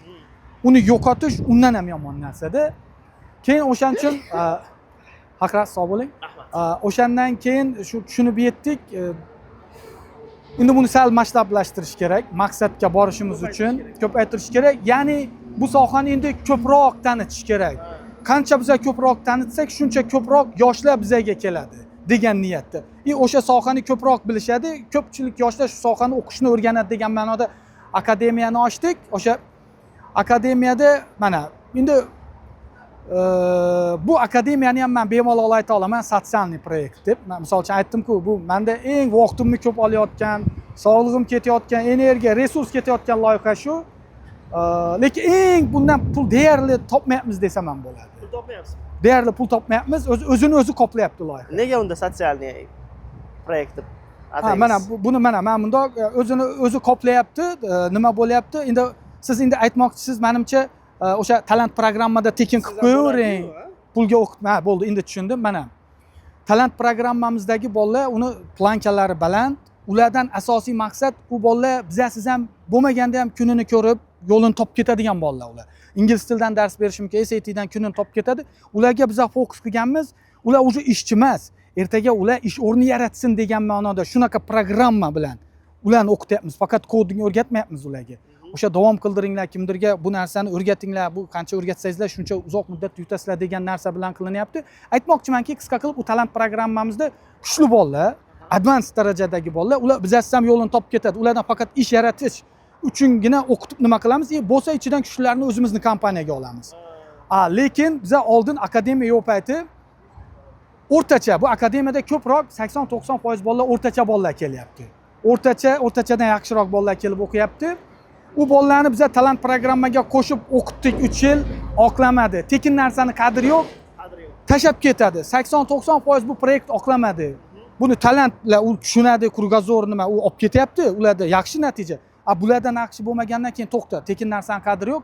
Buni akademiya qilaylikda kimdir o'sha pulini to'lab o'qsa, bu ichi achiganidan ham o'qiydi. Qadrini his qilsin. O'rganadi. Ya'ni bu yerda o'rtachadan yaxshiroq bolalar, bular talant emas. Ertaga bular o'sha to'g'ri talabgir sohani tanlamasa, o'rtacha bo'lib qoladi oxirigacha. Ish topa olmasligi mumkin, hayotda o'zini yo'lini topa olmasligi mumkin. O'shaning uchun ham bu akademiya o'rtacha bolalar uchun tashkil qilingan. Mana bizlarda u o'zini oqladi, pulini to'lasa 80-90% bola oxirigacha boryapti. O'sha o'rtacha bolalar bemalol O'zbekistondagi proyektlarga, даже xalqaro loyihalarda ham ishlab, bemalol o'zini faoliyatini olib borishyapti. Bu binoni qaysi qavatida aka? Akademiyamiz? O'zimiz qurganmiz bu binoni. 24-yil dekabr oyida qurib bitkizib ko'chganmiz. Sirazi offline akademiya ochishimiz uchun bizga bino kerak edi. Akademiyamizni 3-etajda joylashtirganmiz. O'zi sizga tegishli. Bu bino o'zimiz noldan o'zimiz 24-yil qurib bitkizganmiz bu binoni. Ha. O'zimizning kompaniya uchun, haligi kadrlarimiz uchun kelib. Endi to'g'risini aytaman, hozir qurishga qurdik-ku, 2-etajni o'sha xodimlarimiz uchun, Amerika loyihalari uchun deb qo'yganmiz. 90% kelmaydi. Uyda o'tirib ishlashni o'sha Xorazmda, qishloqlarda, Qashqadaryo yoki Surxondaryoda o'tirib ishlashyapti. Katta bir shu 650-700 kvadrat bitta etaj, 2-etaj kelsa bir 5 tacha bola keladi. Ular ham har doim emas. Endi ichkariga kirib o'sha shart-sharoitlarni bitta ko'rsak aka. Yuring bemalol. Bu reception hall qismi. Bu kiraverish hol qismi. Har bitta xodim aka shunda ya'ni qaysi vaqt bo'yicha kelganligi alohida tekshiriladimi? Asosan xodimlarimiz, o'quvchilarimiz bu yoqdan o'tishadi. Chunki katta potok bo'ladi, har bitta o'quvchini Face ID'sini qilish shart emas. 3-qavatga chiqib olamiz, ha? Ha, 3-qavatga chiqamiz. O'quvchilar birinchi mana shu yerga kelishadi. Xuddi shunday. Bu bizani administrator reception deb nomlaymiz. Mana misol uchun mana ikkita hozir o'quvchi kelgan ekan. Bular sirazi qo'llariga shartnoma berib o'qishga qabul qilinmaydi. Ya'ni mana men bunaqa test, Mantiqiy test deganingiz? mana bunaqa test beriladi hozir bularning qo'llariga. Bu testlarimizni har oyda yoki shu har 3 haftada almashtirib turamiz. Chunki bu qo'ldan qo'lga chiqib ketib, ertaga kelgan odam yuqori balab qo'yib, bizani auditoriya bo'lmagan odam o'qishga kirib qo'ysa, u pulini to'lagani qoladi xolos. Bu har oyda almashtirilib turiladi. Yana bitta narsani aytaman, bu testni topshirdik. Xo'p, o'tdi yigitlarimiz. Undan keyin shartnoma qiladi. Bular o'qishni boshlashadi. Bu degani bo'ldi, testdan o'tdi o'qishni davom qildiradi degani emas. Har oyda uni detalni tushuntirib beraman. Har oyda bizada offline test topshiradi bular. O'sha testdan, o'sha o'rgangan narsasidan o'tsagina davom qiladi. Bo'lmasa o'sha to'xtatiladi. Pulim to'layman desa ham to'xtatiladi. Demak, hozir kelganda hech qanaqa to'lov yo'q, shunchaki faqat testni amalga oshiradi. Qizlar test berishadi faqat. Mana o'tgan yil 25-yil 4000 tadan oshiq odam o'qiyman deb akademiyamizga kelgan. Men statistikasini yil yakunlarini ko'tarib tahlil qildik. 800 taga yaqini testdan o'tgan bo'lgan, faqat o'shalarga o'qishga ruxsat berilgan. Qolgan 3000 tadan oshig'i pul to'layman desa ham o'qishga ruxsat berilmaydi. Shunaqa bitta holat bo'ldi. Bitta ona kelgan, farzandini olib keldi. Qizlar qo'llariga test berishgan, eslaringіздami? O'ta olmadi testdan. Bular endi tushuntiryapti, tushunmayapti. Oxiri to'polon qilib meni oldimgacha kirdi. Menga aytayapti, "Men dedi, pulingni to'layapman-ku" dedi. "O'qit bolamni" deyapti-da, pulni tashayapti stolimga-da. "Nima, meni bolamni to'poy deyapsanmi sen?" deyapti. "Yo'q, uzr, to'g'ri tushuning. Shuncha tushuntirishga harakat qildik, tushunmadi." Shu holatlargacha borganda, mana pulingni to'lay olyapsan-ku, o'qit degan narsa. Endi aytganimdek, bizning maqsad bu pul emas. Bunda pulda emas gap. Bo'lmasa pulda bo'lganda biz 4000 ta odamni 4000 tarsini o'qitib filialni ochib tashlagan bo'lardik. Tushunarli. Aka, mana bu tomonda Xorazmiyni suratlari, ma'lumotlar yana kam ingliz tilida. Shularga kerak. Bu mana buni sababi nima uchun oldin buni ko'p o'ylandik. Bu men xonamda qo'yamiz degan niyatda qilindi. Bizga mana biz kompaniya bo'lganimiz uchun IT Park rezidentimiz juda ko'p chet eldan kelgan IT kompaniyalarni bizga mehmon sifatida olib kelishadi, ko'rsatib, ekskursiya qildirishadi. O'shanda kelganda, kirgandan, men liftdan chiqqandan o'sha savolni so'rashadi. Bu ko'zi tushadi. Bu kim bu deydi. Buni aytamiz. Mana bu Al-Xorazmiy, bu seni qo'lingdagi telefon ishlatayotgan kompyuter. Bu hammasini yasab, chizib, mana endi davom qilinglar deb bergan odam men shu deymiz. Yo'q ey deydi. Tamal toshini qo'yib ketgan. Tamal toshini Al-Xorazmiy Keyin buni oladida o'zi telefonda qidirishni boshlaysiz. Mana bu bular qarang, bu Wikipediyadan olingan mana shu tekst. Ular mana shu tekst bo'yicha qidiradi, 2-3 ta narsani yozib Wikipediyadan chiqib keladi. Chiqish ehtimoli kattalashadi. Ya'ni bular Wikipediyaga ishonadi. O'sha bu Wikipediyadan olingan ko'radida, уже bu xonaga kirguncha u fikri o'zgaradi. Demak deydi, boshlanishi shu yerdan ekan degan narsani bilishi uchun qo'yilgan bu narsa. Bu hammasi o'sha O'zbekistonda Xorazmdan boshlangan degan narsani. Chunki raqamni yaratib turib, boringlar endi sananglar degan odam shu-da. Hamma narsa shu raqamning ustida hozir. To'ppa-to'g'ri aytyapsiz. Oxirgi paytlarda ko'pchilik o'ylaydi-da, masalan, uyg'onish davrida 9-12-asrlarda ko'p allomalar bo'lgan, aynan Markaziy Osiyodan yetishib chiqqan deyshadi. Nega bundan keyingi davrda, nega hozir 21-asrda eng salohiyatni rivojlantirish mumkin bo'lgan davrda yashayapmiz, lekin nimagadir unaqa insonlar, ensiklopedist olimlar chiqmayapti deyshadi. Bunga qanday fikr bildirasiz? Menimcha, men o'ylayman, bu meni shaxsiy fikrim, bu o'sha 90-yildan shu 17-yilgacha yoshlarga imkoniyatlar juda kam qilib berildi. Juda kam qilib berildi. Misol uchun universitetlar ham sanoqli universitetlar bo'lgan, universitet hayot-mamot bo'lgan, kirmasa tamom hayot to'xtaganda, men hozir tushuntirib berdim, bu oxiri emas universitet, bu degan narsani. Lekin men 17-yildan keyin hozirgi yangi nimada yoshlarga juda katta imkoniyatlar berilishni boshladi. Men o'ylayman, o'sha davrning hisobiga bug'ildi. U paytlar misol uchun bolani bilimi ko'nikmasi emas, propiska birinchi o'rinda tursa. Qachon yetishib chiqadi? Odam ustida ishlaydimi, propiskani ketidan quvadimda o'sha paytlar. Hozir mana yoshlarga juda katta imkoniyatlar berildi. Men o'ylayman, yaqin bir 15-20 yil ichida bu qilib turilgan narsalar o'z natijasini beradi. Bu sanoqga yeta olmaysizda yoshlarga berilayotgan.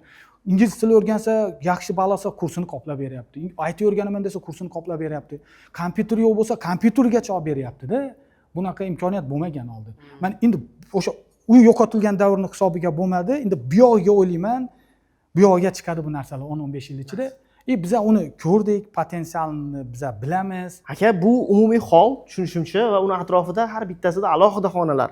Shunday. Mana har bu umumiy hol, bu 7-24, mana misol uchun kelib, xohlagan paytida bolalar yarim kechasimi, kunduzimi bemalol o'tirib ishlashlarining imkoniyati bo'ladi. Bu mana bu kitoblar bor. Bu kitoblarni ham hammasi Amerikadan oldirilgan. Bularni bizda PDF variantlari bor. Kimdir o'qiyman desa, o'sha PDF varianti tashab beriladi. Bu oxirgi o'sha ancha foydasi tegadigan kitoblar. Tushundim. Interyer zo'r chiqqan gap bo'lishi mumkin emas. Endi bunaqa darajagacha olib kelish o'zi bo'lmagandir, aka? Qiyinchiliklari, albatta, o'zingizni boshingizdan o'tganlarini, ichingizdan o'tganlarini o'zingiz bilasiz. Albatta, mana birinchisi bu bir oy interyerni nimasida yollangan dizayner, u chizib bergan har xil variantlar bo'lgan. Misol uchun men bu podium dedim buni. Bu podium bu yoqda bo'lgan. Men bu yoqda bo'lgan. Keyin bu misol uchun baribir bu yoqda devor qilib yopamiz-ku deb turib bu yoqqa ko'chirilgan, bittada ikkitasini qilamiz. Ham devor sifatida, ham nima sifatida bo'ladi degan ma'noda. Sinflarni yopib qo'ymasin deb. Ishqilib bu qiyinchiliklar, endi bu to'g'ri, bu o'ziga yarasha qiyinchiliklar, undan ham katta qiyinchilik hozir biz yashayotgan o'sha qiyinchiligimiz bu kadr ushlab turish. Kadr ushlab turish? O'zimizda yetishtirgan kadrni ushlab turish. Bu narsani ichida oldin siqilardik, kayfiyatimiz tushardi, ketib qolsa, hozir shu o'rganib bu bilan yashashni o'rganyapmiz. Ya'ni mana misol uchun akademiyada ham bir yil oldingi kadrlar даже mentorlarimizgacha olib ketyapti boshqa kompaniyalar. $50, $100. Men bu bilan ayblamoqchi emasman. Bu qachonki men kadrsiz qolsam, bu meni o'zimning aybim deb o'ylayman. Men shuni hisobini olib, men tadbirkor sifatida oldindan bilib, men shuni ko'paytirishim kerak degan. Bu bilan ketib qolgan bolalarni ayblamoqchi emasman. Bu bozor iqtisodiyoti. Bu $50, $100, $200 ko'p bersa, u ketaveradi. Mana men shu narsani ichida yashayapmiz. Kadr deyarli, masalan, bir yilda deyarli almashib bo'ldi kadr. Tushundim. Mana bular nima vazifani bajaradi, aka? Bu har bitta sinfni, mana har bitta sinf, misol uchun har bitta bola, ML. mana har bitta bola keldi, shartnoma qildi, soati, sinfni xonani nomi yoziladi. O'sha bola kelib, qidirib o'sha xonaga kirib o'tiradi soatida. Misol uchun birinchi marta boshlagan paytida. Keyin qaysidir misol uchun sikul bu xonada bo'lsa, misol uchun boshqa xonamizda Python darsi o'tilishi mumkin.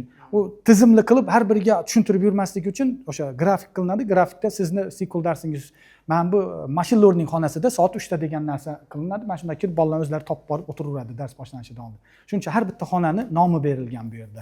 Bu chiroqniki deb o'ylagandim, lekin qo'ng'iroq Yo'q. Surat keltirgan Bu ham ana o'ziga yarasha narsa. Mana bitta narsani aytaman.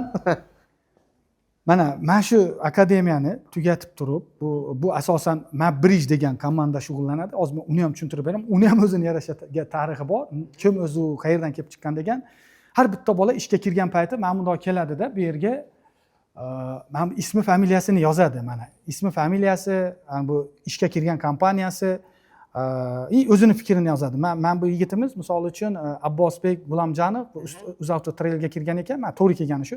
Mapni tanlab adashmadim, map menga o'qishimda va ishimda yordam berdi degan narsani yozgan. Keyin keladida shu odam yozib, o'zi imzo qo'yib, men buni chaladi. Men u yoqda xonamda o'tirgan payti uru menga eng katta xushxabar mana shu narsa. Menga eshitiladi ovozi. Chalgan payt o'qiyman, bitta odam ishga keldi. O'sha kuni bayram mana shu akademiyada. Alohida yechim bo'pti. Odatda maktablarda qo'ng'iroqlar o'quvchilarni xursand qilardi. Talabalarni xursand qiladi universitetlarda.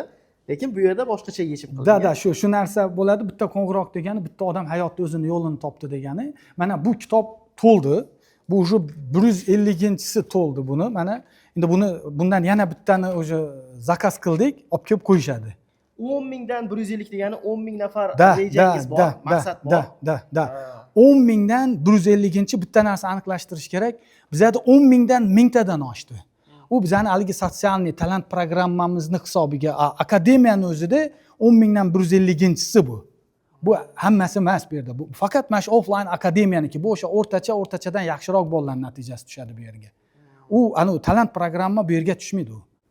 Jarayon qanaqa ketadi aka? Qo'ng'iroq chalingandan keyingi jarayonlar qanaqa? Mana u qo'ng'iroq chaladi. Marosim bo'ladimi, nima bo'ladi? O'sha qo'ng'iroq chalinadi, o'sha bu qo'ng'iroq chalindi degani har bitta o'sha keyingi yig'ilishimizda mendan o'sha buni mentori, bularning assistenti, o'quv bo'limi hammasi rahmat eshittiladi, rag'batlantiriladi bular. Lekin teskarisi bitta bola kira olmay qolsa, qanaqadir miscommunication dedi, bir-birini tushunmaslik natijasida vaqtida CV tashab berilmay qolishi mumkin yoki noto'g'ri odamga noto'g'ri joyga tashab berilishi mumkin. Bizlardan kelib ish beruvchi misol uchun menga to'liq stavka, diplomsiz, ingliz tilisiz, rus tili deganda adashib berilish natijasida o'sha pozitsiyaga biz odam qo'ya olmay qolsak, o'sha kuni janjalning eng kattasi bo'ladi.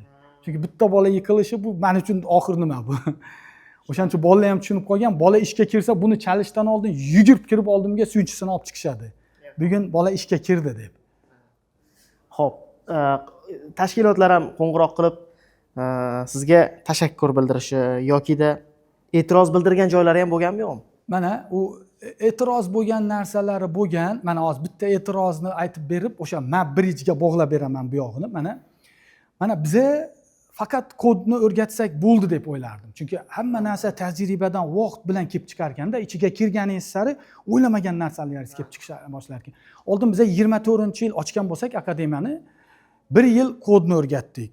Natija ko'ngildagidek emas. Keyin yana nima qilsak bo'ladi? Xo'p dedikda, kodni o'rgatyapmiz. Mana bola keldi, kodni o'rgatyapmiz. U kodni o'rganganda ham bolalarni hamma narsa sun'iy intellekt bilan integratsiya qilingan. Bolani hech qachon mentor yoki assistent tekshirmaydi. O'zi o'qitib turib, o'zi tekshirishi noto'g'ri narsa. Balini ko'paytirib qo'yish mumkin. Sun'iy intellektga tekshiriladi. Sekundigacha deadline vaqti srokida topshirdi yo'qmi, sekundigacha dashbordda ko'rib o'tiraman. Topshirgan baligacha, misol uchun 0 dan 100 gacha bal beradi, nima? 3 sekundda. 3 sekundda bolaga platformaga kirib o'zi vazifasini yuklaydi. 3 sekundda bolaga bal beradi 0 dan 100 gacha. Misol uchun 70 bal oldimi? 30 balni nimaga yo'qotganini tushuntirib beradi. O'sha buni bo'shlig'idan kelib chiqib tushuntirib beradi sun'iy intellektda. O'sha paytni o'zida menga dashbordga tortadi bolani necha bal olyapti, qancha vazifani vaqtida bajaryapti, bajarmayapti degan narsani o'sha kuni men assistentni chaqiraman-da. Misol uchun 3 ta vazifadan ko'p bajarmagan bo'lsa, men uchun qizil chiroq. Assistentni chaqiraman-da. Nimaga deyman, bu bolang vazifa bajarmabdi desam, u menga 2 marta telefon qilganini, 2 marta SMS yozganini, 2 marta Telegramdan telefon qilganini ko'rsata olmasa, bolani oyligidan ketadi. O'sha buni vazifa bajarish assistentning interesi, assistentning qiziqishi, oyligi. Dashi shunaqa holatlar bo'lgan. Bizda korporativ ham o'qitishadi davlat tashkilotlari. yarim kechasi bitta assistent telefon qilgan. Ertaga majlis bo'ladi, dushanba ko'tarib ko'rsa, 3 tadan ko'p vazifa bajarmagan degan niyatda oyligim ketmasin deb yarim kechasi telefon qilgan. Menga ertasiga kelib turib to'polon qilyapti. Men boshqa ishim yo'q. Men davlat tashkilotida ishlayman. Vaqtim bo'lsa, mayli 1-2 kun kechikib bajaraman, lekin bajaraman. Aytmam bunga assistentingga, uxlab yotsam kechasi soat 2 da telefon qilyapti dedi. Shunaqa holatlar ham bo'lgan. Mana, mayli buni biz yo'lga qo'ydik, kodni o'rgatyapmiz-da, nimadir yurmayapti. Mana biznesmenlar, endi savolingizga qaytamiz. Biznesmenlarga bolalarni beryapmiz. Bolalarni beryapmiz, ko'ngildagidek emas, boshida aytayapti. Chunki bularni kodini tekshiradigan odam yo'q. Ular qadriyat, soft skill deydi, yumshoq ko'nikmalarni tekshiryapti-da, ko'pchilikka qilyapti. Mana bitta holat bo'ldi. Ya'ni bitta biznesmenga bitta bolani jo'natdim. Menda bo'lgan, men o'sha burilish bo'lgan narsa, bolani jo'natdim. Menga topshiriq bergan, ertalab bolani oldinga chaqirganda topshiriq beryapti. Biznesmen, ish beruvchi o'ylayapti, buni mas'uliyati bo'lsa, kechqurungacha menga nimadir natija olib kiradi deb. Kutuvi shunaqa. Bolaga surok qo'ymadi. Lekin bola nima deb o'ylayapti? Menga surok qo'ymadi. Men buni zo'r qilaman deb 2 kunda olib kiraman deyapti. O'sha kuni menga biznesmen kechqurun telefon qilyapti-da, o'sha bolani olmayman. Nimaga desam, menga nima hech narsa olib kirmadi, mas'uliyati yo'q ekan bunda deyapti. Bolaga telefon qilsam, menga surok qo'ymadi-ku deyapti. Men 2 kunda olib kirmoqchi edim unga deyapti. Oxiri fakt shu, o'sha bola kirmadi. To'xta dedim. Demak, koddan boshqa ham narsalar bor, soft skill. Bu juda qiyin narsa-da. Mana aytadi-ku, no experience, no job, no experience deydi-ku. Ya'ni tajriba bo'lmasa ish yo'q, ish bo'lmasa tajriba yo'q-da. Haligi paradoksga o'xshab, ani propiskaga kiradiganga. Keyin to'xta dedik. Demak, bularga ani praktika qismini qo'shdik. Praktika degani mana biznesmenlar bizlardan bolalar olyapti, bizlar kodni o'rgatyapmiz. O'zbekistonda даже ko'p biznesmenlar o'zi bilmayapti, unga nima qiziq, qaysi metrika, qaysi KPI'larni-da. Undan keyin biz bolalarga biznes analitikani qo'shdik. Juda qisqa paytda maksimalni o'rgatadigan qilib, prompt yozishni o'rgatdik sun'iy intellekt. Mana misol uchun bu nima degani? Bitta biznesga borib, bu yerda mayli proyektga qo'shdik, proyektni qildi. Marojniy ishlab chiqarish zavodini proyektini qilib o'rgandi bola. Uni KPI'larini, ko'rsatkichlarini tushunadi. Lekin u degani 100% marojniy zavodga boradi degani emas. U tufli ishlab chiqaradigan zavodga borishi mumkin. Yoki umuman boshqa distributsiyaga borishi mumkin-da. Uni natijasida nima bo'lyapti? Bola qotib qolyapti. U biznes uchun nima qiziq degan narsani bola 1 oy, 2 oyda o'rgana olmaydi. Chunki uni ichida yashasa, uni qiziq qaysi nuqtalarga e'tibor berish kerak degan narsa u biznes analitikada. Mana O'zbekistonda biznesmenlar data analist bilan biznes analistni bittada ko'rishyapti. Chet elda unaqa emas. Xo'p, buni qanaqa yechamiz dedik? Buni biznes analitikani qo'shdik darsimizga. Biznes analitika bu o'sha prompt yozishni AI da o'rganadi. Bilmasa ham o'sha shunaqa prompt yozadi, o'sha biznes uchun qiziq bo'lgan KPI'larni chiqarib beradi. Keyin o'sha KPI'larni chiqarish uchun qiziq bo'lgan datalarni yig'ib dashbord yasab beradi. Bu уже 80-90% yechdi. Mayli buni ham yechdik. Keyin qarasam, bizda yana bitta narsa bor. Bolalarni xo'p praktika qismini ham qildik. Keyin bola ishga boryapti. O'sha haligi aytganimdek biznesmen unga topshiriq berib kutuv qilyapti. Mana shunaqa arzimagan narsani deb biz ham bitiruvchilarning ko'pchiligi unsuccessful deydi-ku, ishga kira olmay boshladi. Muvaffaqiyatsizlik bo'lishni boshladi boshida-da. Demak, to'xta, bu o'zi kodni o'rgatdik, u o'zini yo'liga. Biz nimani o'rgatdik? Praktika qildirdik, KPI'larni o'rgatdik, u o'zini yo'liga. Endi buni to'xta, demak, bu soft skill bo'lmasa bo'lmayapti. Chunki praktika qismini ham o'rgata oldik, kodni o'rgata oldik-da, buni yonida yura olmaymiz-ku. Kimdan nimani, qanaqa so'rashni ham bilmayapti. Ma'lumot bo'lmasa, kimdan so'rashni ham bilmayapti bola. Bu bolaning aybi emas. U uni ichida yashagan odam biladi. Keyin to'xta dedik, men shunda bitta qaror qildim. MapBridge degan komandani ochdik biz. MapBridge bu o'sha akademiya bilan ish beruvchilarning o'rtasidagi ko'prik. Bu oddiy HR emas. HR desa oddiy bo'lib qoladi. Bu MapBridge'ni vazifasi, ya'ni bu nima qildik? Bu komanda bilan boshida 5-6 oy meni o'zim boshchiligimda 6-7 ta odam ishlaydi MapBridge'da. O'sha haligi aytgan soft skilllar muammolar bo'ldi-ku, kutuvi kechgacha olib kirmadi. Unaqa o'xshagan yuzlab, minglab holatlar bu. O'shalarni har bitta misolchi yana bitta narsani aytib ketaman undan oldin. Biz har bitta bitiruvchimizni biz prosta chaq chiqarib yormaymiz. Mana bizga ish beruvchi keldi. Biz uni olib ish beruvchiga beramiz. Olgandan keyin uni eng hal qiladigan joyi boshidagi 2-3 haftasi. U nima degani? Natija berish kerak bo'lgan joyi. U nima degani? O'sha payti ular biznesmenlar o'tirgan ERP'lar, CRM sistemalar bo'lishi mumkin. O'shandan ma'lumotni tortib olish qismi bo'ladi-da. Eng qiyin qismi o'sha qismi, ma'lumotni tortib olish, integratsiya qilish qismi. O'shanda boshida ko'pchilik bolalarimiz qiynalib tashlab ketganlar bo'ldi, menga qiynalyapman deb. O'shaning uchun yana bitta narsa qildik, alumni community. Biz bitiruvchini ishga qo'yib chiqarib yubormaymiz. Communityga yig'ishni boshladik. U yerda men bo'laman, bizani 10 yillik tajribaga ega senior mutaxassislarni qo'shdim. Chunki bizani o'sha bizada IT kompaniyamiz orqada bizada 10 yillik tajriba bor. O'sha bola uchun 2 hafta, 3 hafta, 1 oy ketishi mumkin bo'lgan narsa bizani seniorlar uchun 5 minutlik narsa. O'sha gruppaga hozir 200 taga yaqin odam yig'ilgan, 150 tadan oshgan, astoshni bilmayman. Nima savoli bo'lsa yozadi. O'sha joyda bizani bolalar, assistentlar men o'zim yo'naltiraman. Ana bizani senior mutaxassislar muammosini yechib beradi. Bolani o'sha kuni ertasiga muammosi yechiladi. Bolani qolishini ta'minlab beryapti.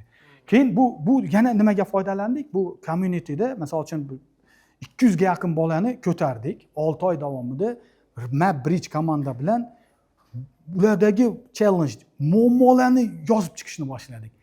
Biri 1 oy bo'lgan, biri 3 oy, biri 6 oy, biri 1 yil bo'lgan ishlab yurgan bolalarda hop borgan kunidan nima muammo, hozir nima muammo, hamma muammolarni yozib chiqdik. Chunki haligi aytgan muammo soft skillni yechishimiz kerak.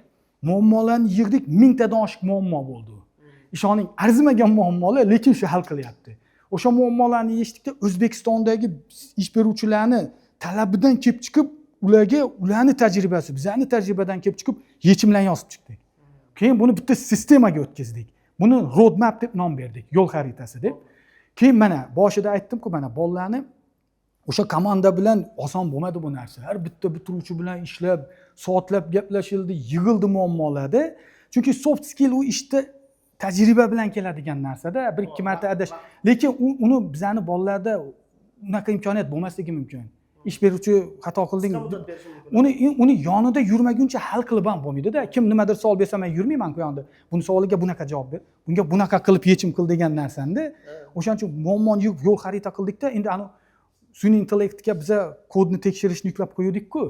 Bunga proyekt loyiha qismini ham yukladik. Endi uje ani kodni o'rganib, kod bu 30% yechim bo'lib qolyapti, xolos. Kod bu 30% yechim bo'lib qolyapti. 30% praktika qismi bo'lsa, 40% soft skill qismi bo'lyapti.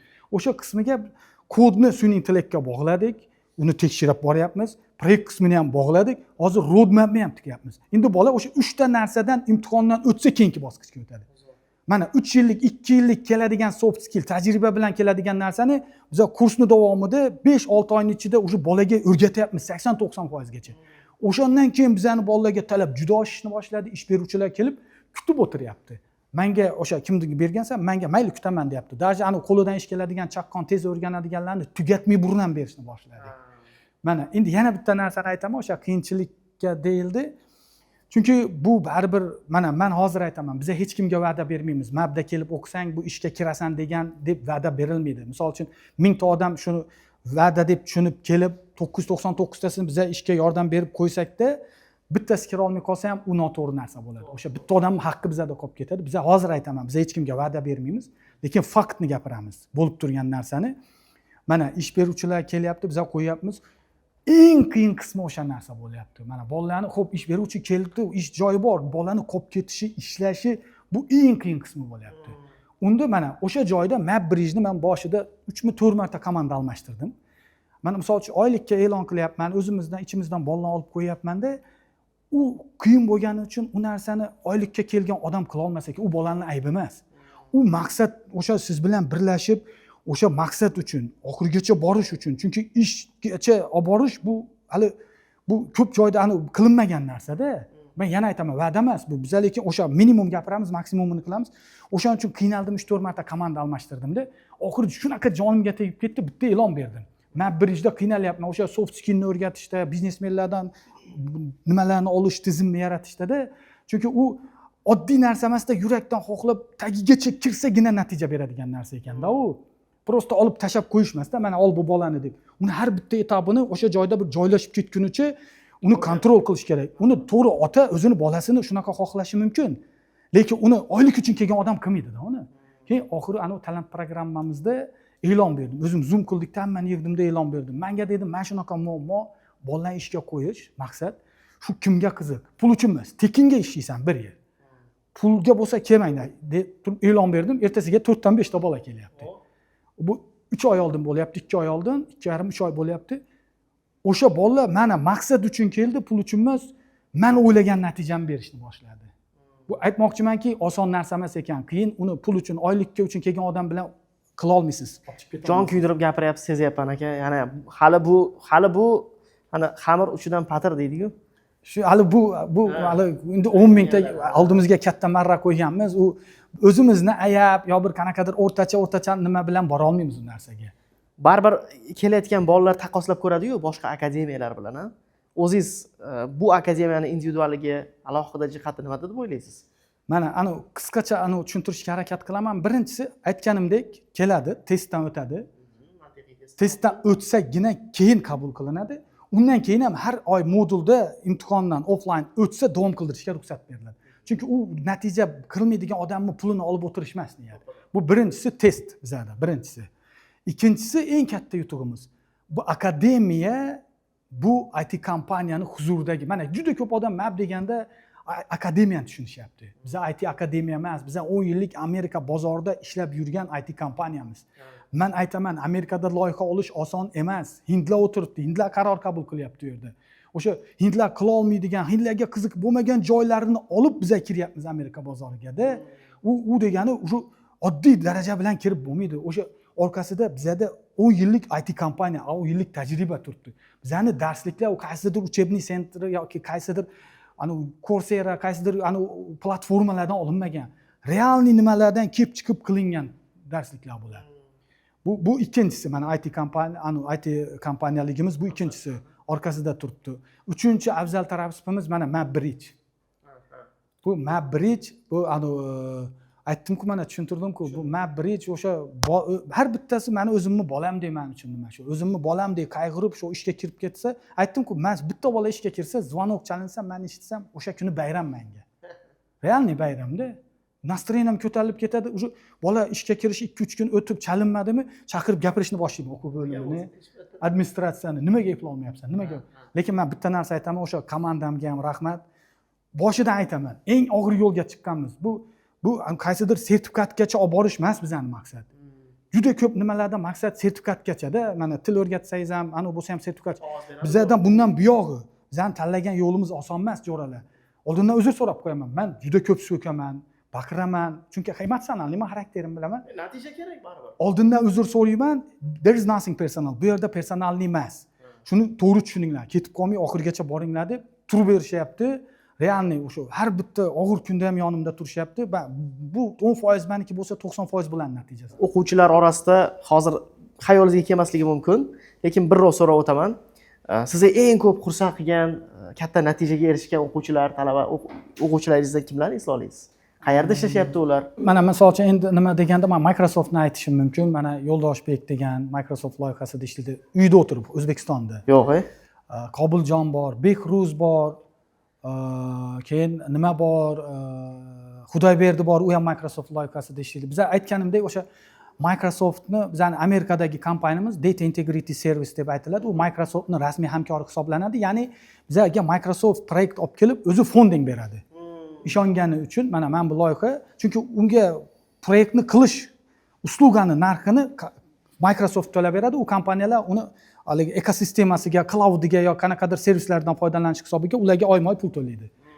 O'sha narsalarni beradi. O'sha Microsoft loyihalarida bizani hozirning o'zida bir 7-8 tasi ishlayapti. Endi men faqat Microsoftni aytyapman. Undan tashqari Pharmawide degan katta misolchi yiliga 31 milliard dollar оборот qiladigan kompaniyalarimiz bor. Unda Abbos Mametov degan yigitlarimiz ishlaydi. Juda ko'p unaqa 100 talab ular. Akademiyani o'ziga xos bo'lgan grantlari ham bormi? O'quvchilarni yaxshi o'qiganlarni baribir rag'batlantirish tizimi bo'lishi kerak. Akademiyani o'zida hozir 350 ta, 400 ta atrofida o'qiyotgan bo'lsa, bu offline akademiyamizda bizning talant programmamizda minglab yoshlarimiz o'qiyapti. Birinchisi, ingliz tili yaxshi, mantiqiy fikrlashi yaxshi bo'lgan yoshlar, ular kelib o'qiyotganlari bor. O'tib turib, undan tashqari olimpiadistlar, men olimpiadistlar proyektimiz juda zo'r loyiha. Men shu loyihadan juda katta umid qilib turibman. O'sha 10 mingtaga olib chiqishni asosiy qismini shu loyiha rol o'ynaydi, muhim rol o'ynaydi deb o'ylayman. Ya'ni mana biz data yo'nalishida ishlayapmiz. Sun'iy intellektga talab oshib ketyapti, hamma ko'ryapti. Amerikada ham hozir datani o'zi yetarli bo'lmay qolishi mumkin yaqin 2-3 yilda.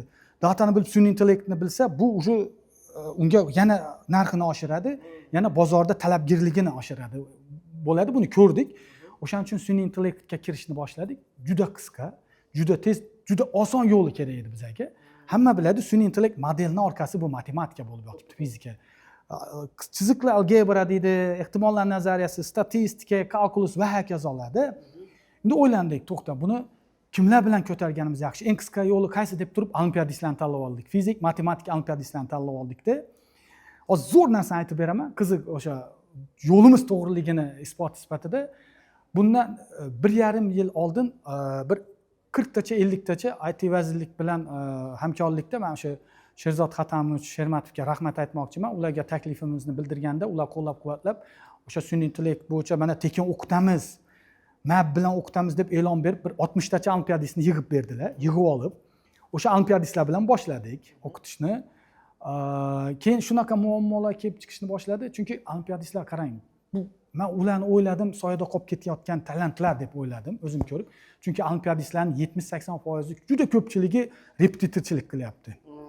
Ular ertaga minglab ish o'rni yaratishi mumkin bo'lgan odamlar fizika, matematikadan dars berib yursa, ulardan to'g'ri u ham foydasi bor. Undan 10 ta foyda bo'lsa, bundan 1000 ta foydalanish mumkin-da. Yana qachonki sun'iy intellekt eng rivojlanib borayotgan soha bo'lsa, ularni kallasida o'sha olimpiadistlarda bu narsa juda yuqori darajada bo'lsa, nima uchun bularni kollaboratsiya qilmaymiz degan ma'noda o'sha olimpiadistlarni ustiga sun'iy intellektni qurishni boshladik. Juda qisqa yo'li degan niyatda. Bu dars berib yurgan odamlar, maktab, institutda o'qib yurgan olimpiadist bolalar shunaqa bitta holat bo'ldi. Markaziy bank sun'iy intellekt bo'yicha hakaton o'tkazdi. O'sha hakatonda tasavvur qiling, matematikadan dars berib yurgan, umri davomida ITga umuman kirmagan, atigi 7-8 oy bizada sun'iy intellektni o'rgangan, komanda shakllantirdik, MAB nomidanda o'sha olimpiadistlar qatnashishdi. 40 tadan oshiq komanda qatnashdi o'shanda sun'iy intellekt bo'yicha. Haqqoniy bo'ldi nima? Respublikada o'sha 40 ta komandaning ichida bizning kompaniya nomidan borgan komanda 2-o'rinni oldi. 1-o'rinda ham, 3-o'rinda ham MABni bolalar. Respublikada. Bu o'sha olimpiadistlar ustiga qurish, bu juda tez, chuqur kirish, eng qisqa yo'l, eng arzon yo'lligini isboti bo'ldi mana o'sha proyektimizni. Tasavvur qiling, dars berib yurgan odam 7 oy o'qib respublikada AIdan sun'iy intellektdan top ishchilikka chiqib olyapti. Keyin bu narsani hozir bitta narsani boshladik. Endi o'ziga yarasha muammolar bor. O'sha joyda ham muammolar nima bo'ldi? Hozir 60 ta bo'lsa, ulardan bir 10 taga yaqini qoldi. Unda muammo nima bo'ldi? Ular repetitorchilik qilyapti-da. Mana ular soyada qolib ketyapti-da, repetitorchilik qilyapti. Ulardan ko'p narsada foydalansak bo'ladi-da. Mana biza bilimli yo'llab ishchi o'rni ochish bu qiyin narsa. Lekin qachon mana shunaqalarni ajratib olib, ularni to'g'ri yo'nalishga yo'naltirsak, bular kerak bo'lsa minglab, 10 minglab ish o'rnini bular yaratadi. Ular repetitorlik qilib yursa, bu yoqda undan zo'r narsalarda foydalansa bo'ladi-da. 70-80% repetitorlik. Endi bitta ikkita holatda taksi haydab yurganlar ham bor-da. Mana misol uchun muammo nimada? U aytayapti menga, men repetitorlik qilyapman. Men 5-6 million, 10 million oyimga topaman deyapman. Menga fokus qila olmayapti. Yo'q, menga o'sha pulni ber. Men bunga fokus qilib o'rganaman yoki bo'lmasa uzr deyapti. O'zim ular tekin o'qitilyapti. Mana sotsialniy tekinga o'qituvchiga oylik to'lanyapti, materiallar qilinyapti. U ham rasxodda. Endi lekin ularga har biriga 10 million to'lash uni men imkoniyatimda emas-da. Keyin bu mana bu proyektda hozir 10 tacha qolgan bo'lsa, keyin tushunib yetdik. Endi bu уже bularga student bitkizgan edi ko'pchiligi 10-11-sinflar olamiz deb. Keyin Xorazm viloyatidan boshladik yana o'sha hokimiyat yana Ablanov bilan gaplashildi. Mana natijani ko'rsatib berdik. Sun'iy intellekt hamma joyda talab bo'lyapti. Bu sizlarga ham kerak narsani qilib beramiz. Sun'iy intellektni rivojlantirib beramiz. Mana shunaqa narsa olimpiadistlarni, masalan, har bitta tuman, Xorazm viloyatida 13 ta tuman bor ekan, har bitta tumandan o'sha olimpiadistlarni tanlab oldik. 3 ta fandan, fizika, matematika, informatikadan top 10 taligini tanlab oldik. Chunki kuchli uchtalikda desak 5-o'rin, 7-o'rin ham 1 ball, yarim ball raznica bilan qolib ketgan bo'lishi mumkin.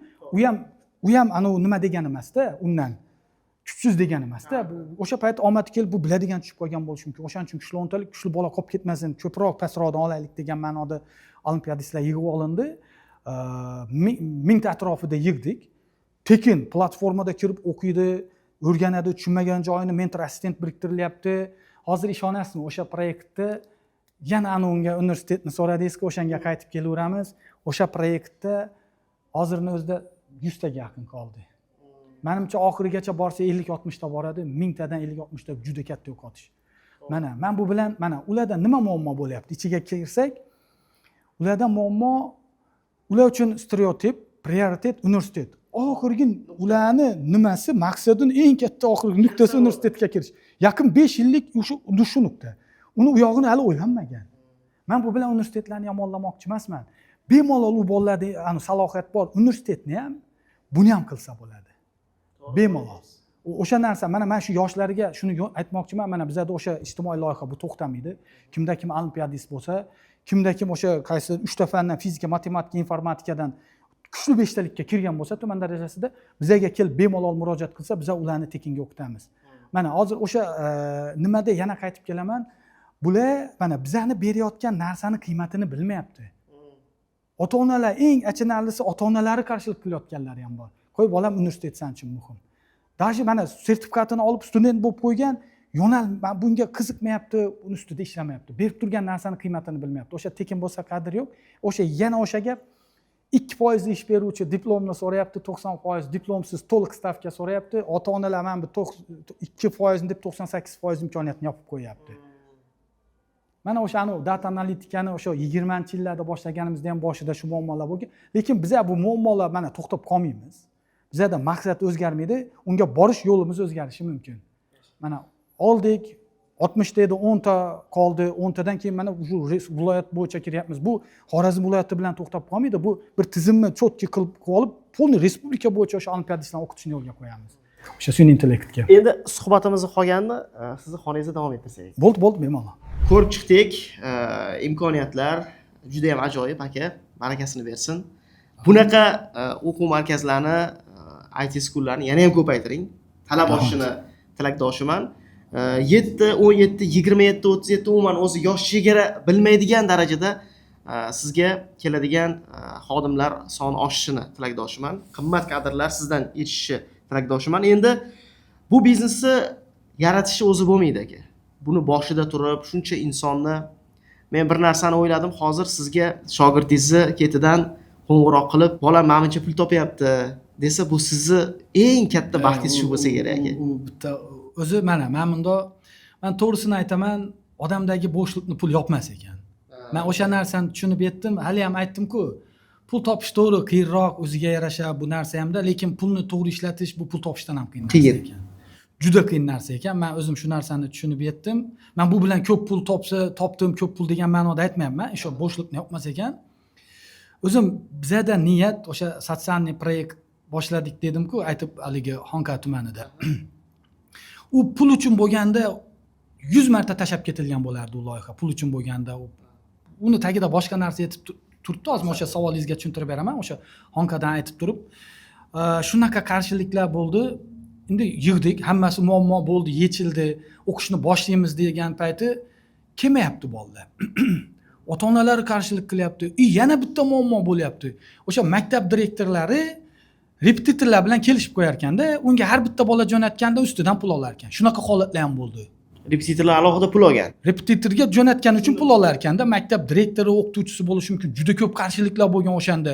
Ota-onalariga chiqadi-da, bizani tanimaydi, biz begonamiz. Mayli o'sha IT parkni binosida bo'lganimiz to'g'ri. IT park bo'lgani bilan ular chiqadi, "Ey bu bolang bu umuman IT bo'lmaydigan soha." U ana tasavvur qiling, 6 yil oldingi stereotip haqida gapiryapman. Haligacha qishloqlarda shunaqa IT haqida tushuncha yo'q odamlar. Bu soha bu o'sha mukkasidan, kompyuter tagidan turmaydigan, o'yin game clubdan chiqmaydi degan, telefondan mukkasidan ketgan degan narsani tushunishadi. Endi 6 yil oldin tasavvur qiling, qanaqa edi. Hali shuncha nimadan keyinda o'shanda shunaqa holatlar bo'lardi, ota-onalariga aytishardi, "Bo'lmaydi bu soha, jo'natma bolangni" desa, ular menga emas, o'qituvchisiga, maktab direktoriga ishonishadi. Juda katta qarshiliklar bo'lgan. Misol uchun 20 tani yig'ib olgan bo'lsak, uni biz 30 talikka, oxiri 100 talikkacha tushganmiz. 2 oy guruhni shakllantira olmaganmiz. 20 ta olib ketadi, ota-onalar ketadi.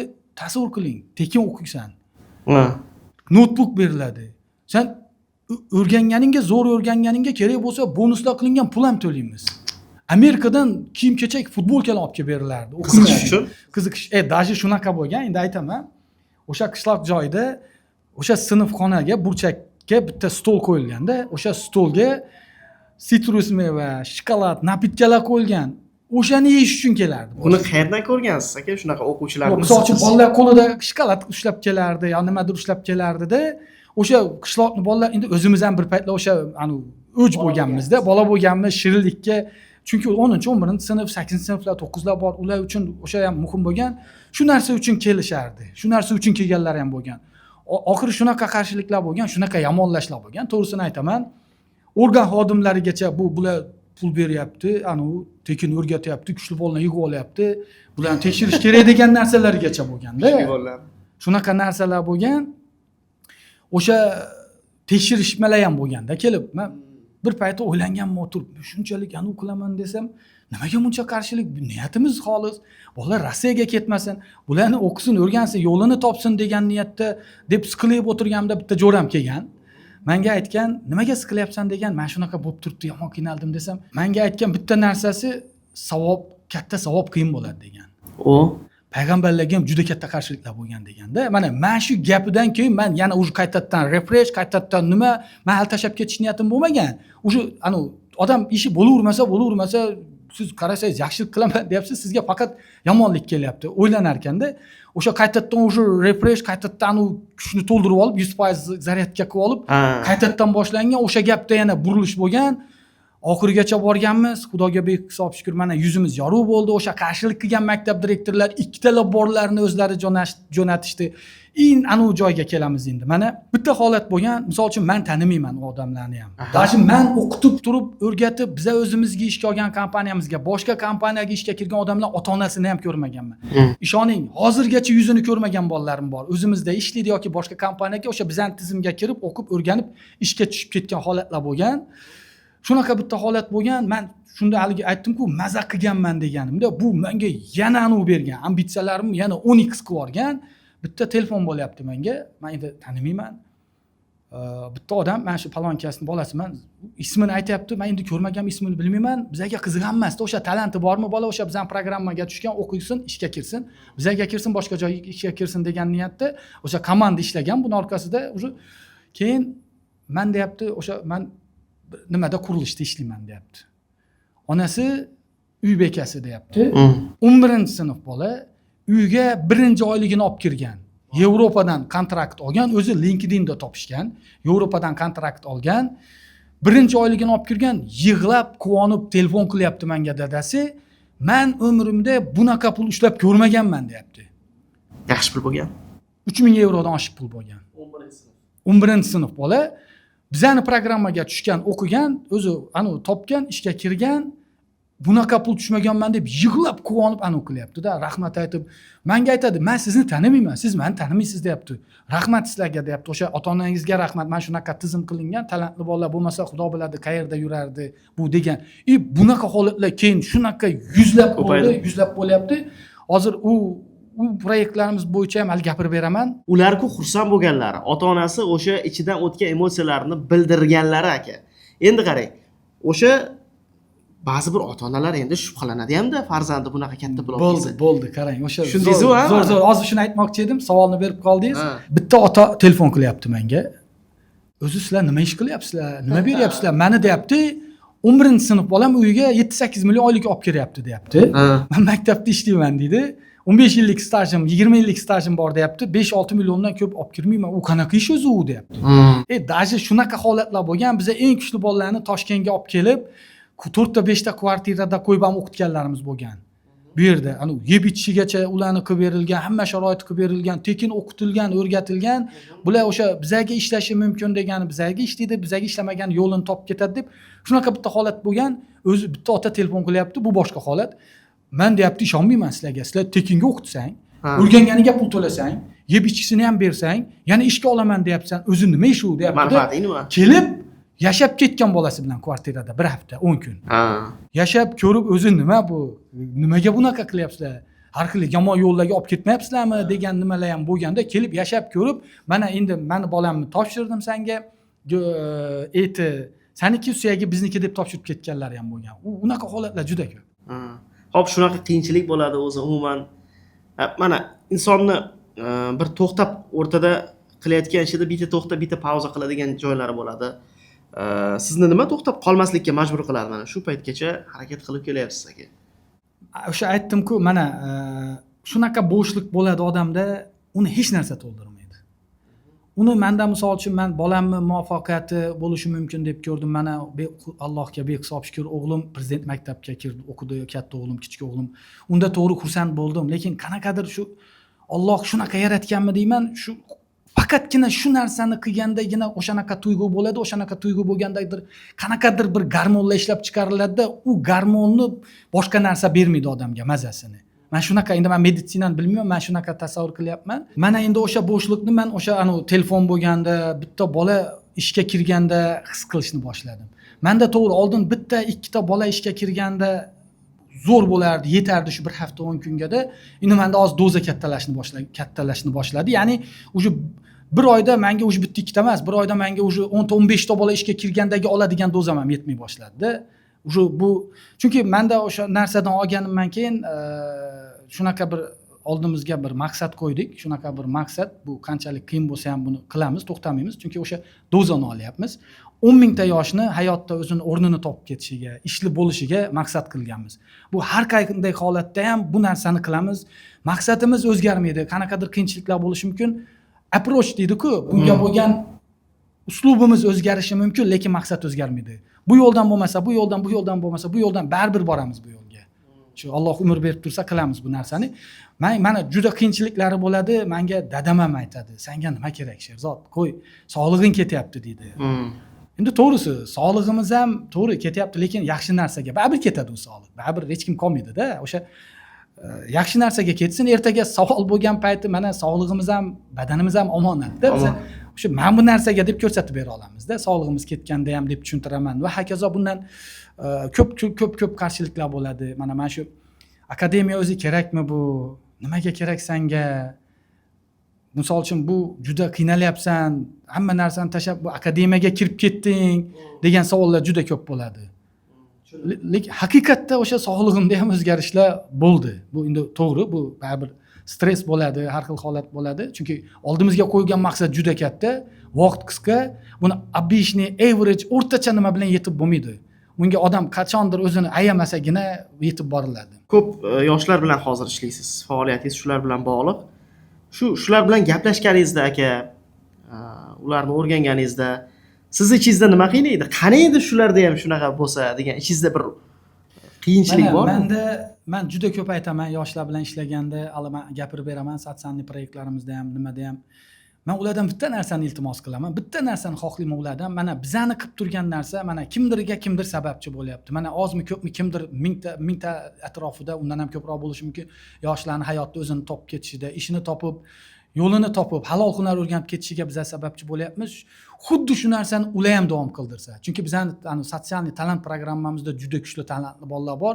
Faqat o'zimni o'ylayman demasa, shu kimdirdir sababchi bo'lishni xohlayman deydigan yoshlar bo'lsa, men shu narsani ulardan xohlardim. Ular ham bu bilan mana o'zini o'ylagan odam qisqa muddatda yutishi mumkin, lekin uzoq muddatda ne faqat garantiya yo'q, kafolat yo'q yutishiga-da. Lekin kimdirni o'ylab qilingan harakat qisqa muddatda og'ir bo'lishi mumkin, lekin uzoq muddatda yutadi odam. O'shaning uchun men ulardan o'sha narsani xohlayman. Ular ham kimdirga sababchi bo'lishi mumkin. Mana bizlar qilayotgan narsani ular ham davom qildirsin. Ular ham shu yuzlab, minglab odamlarni o'ylab, ularni ham hayotda bir o'rnini topib ketishiga yurakdan, sidqi dildan xohlab ishlashsa, bitta narsa mana shu narsani talab qilaman. Iltimos qilaman men. Tushundim. Shu sohaga kirganingizdan o'zingizni oldingizga qo'ygan eng oliy maqsadingiz nima o'zi? Mana shu sohaning egasi sifatida ayting. Mana biz bitta narsani ko'rib turibmiz. Hozir tushuntirib berganimdek, dataga bo'lgan talab oshyapti. O'zi bizani oliy maqsad o'sha aytganimdek 10 mingta yoshni ish bilan ta'minlash. O'sha bu akademiya o'shaniga olib boradigan bitta instrument xolos. Undan boshqa instrumentlarimiz ham bor. Bu o'sha sohani tanitish. Mana misol uchun men 10 mingta odamni ish bilan ishga joylayman desam, men uchun eng oson yo'l, eng tez yo'l data analitika. Ya'ni bunga eng tez rivojlanyapti, eng talab ko'p oshyapti.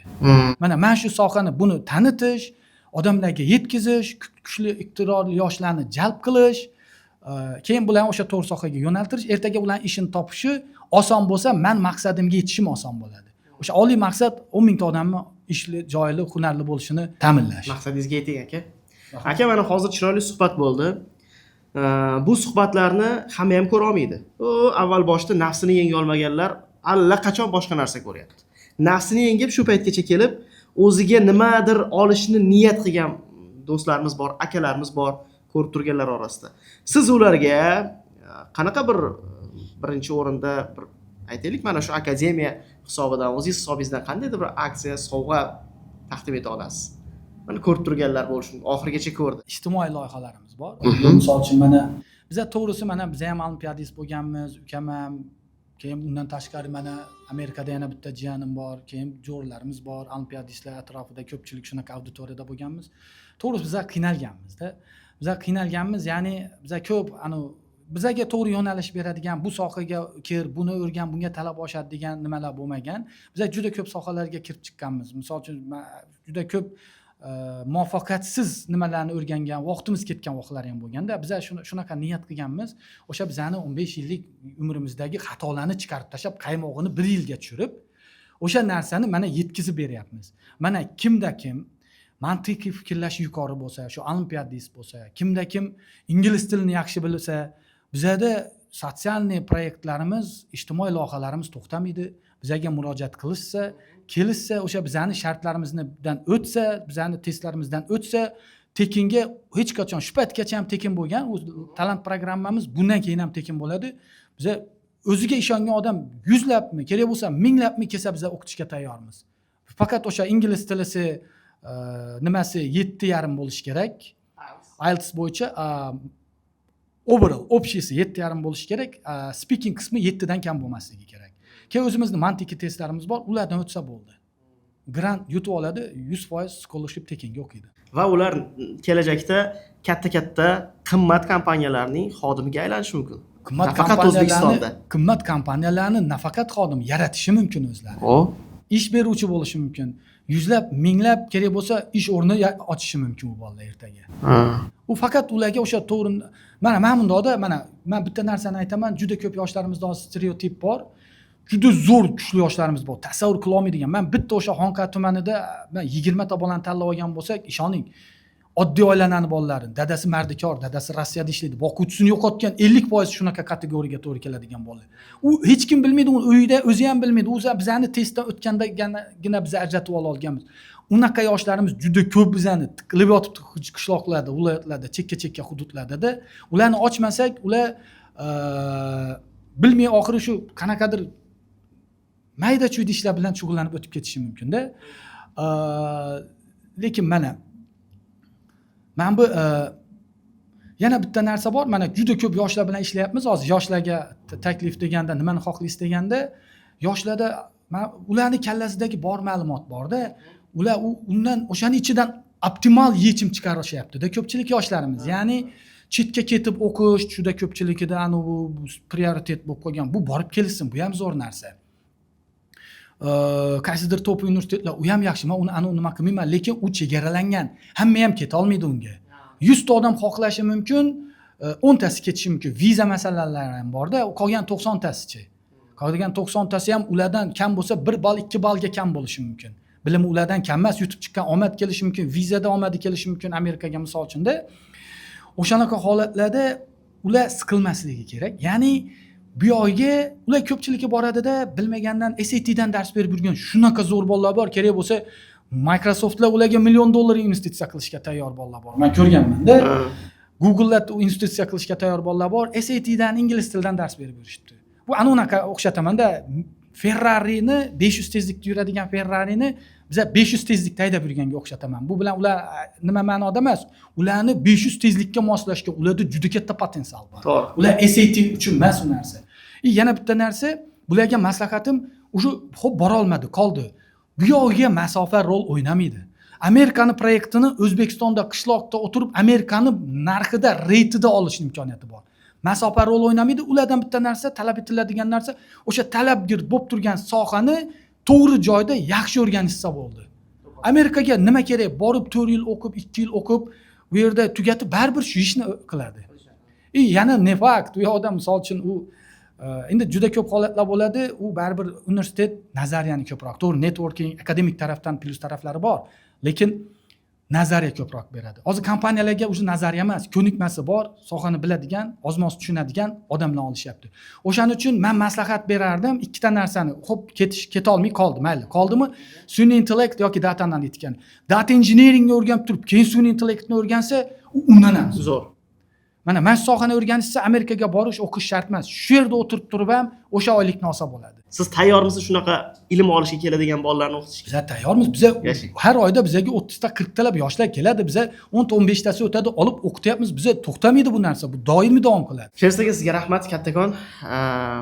Umuman o'zingiz mana shu sohani maydalab, detali bilan tushuntirib berganingiz uchun va mana shu suhbatimizdan keyin bizni manfaatimiz shuda. Shu suhbatimiz orqali kimdir o'zi uchun qandaydir maqsadni oldiga qo'ysa, mana shu maqsadi sari harakat qiladigan bo'lsa, bu bizning asosiy maqsadimiz. Bizni ham kichik bir maqsadimizga yetgan bo'lamiz. Bugungi suhbatimizda O'zbekistonga data analitika sohasini olib kirgan Map Innovation IT kompaniyasi va Map Academy asoschisi Sherzodbek Ibragimov bo'ldilar. Aka, rahmat kattakon. Rahmat. Xursand bo'ldim. Sog' bo'lasiz. Salomat bo'ling.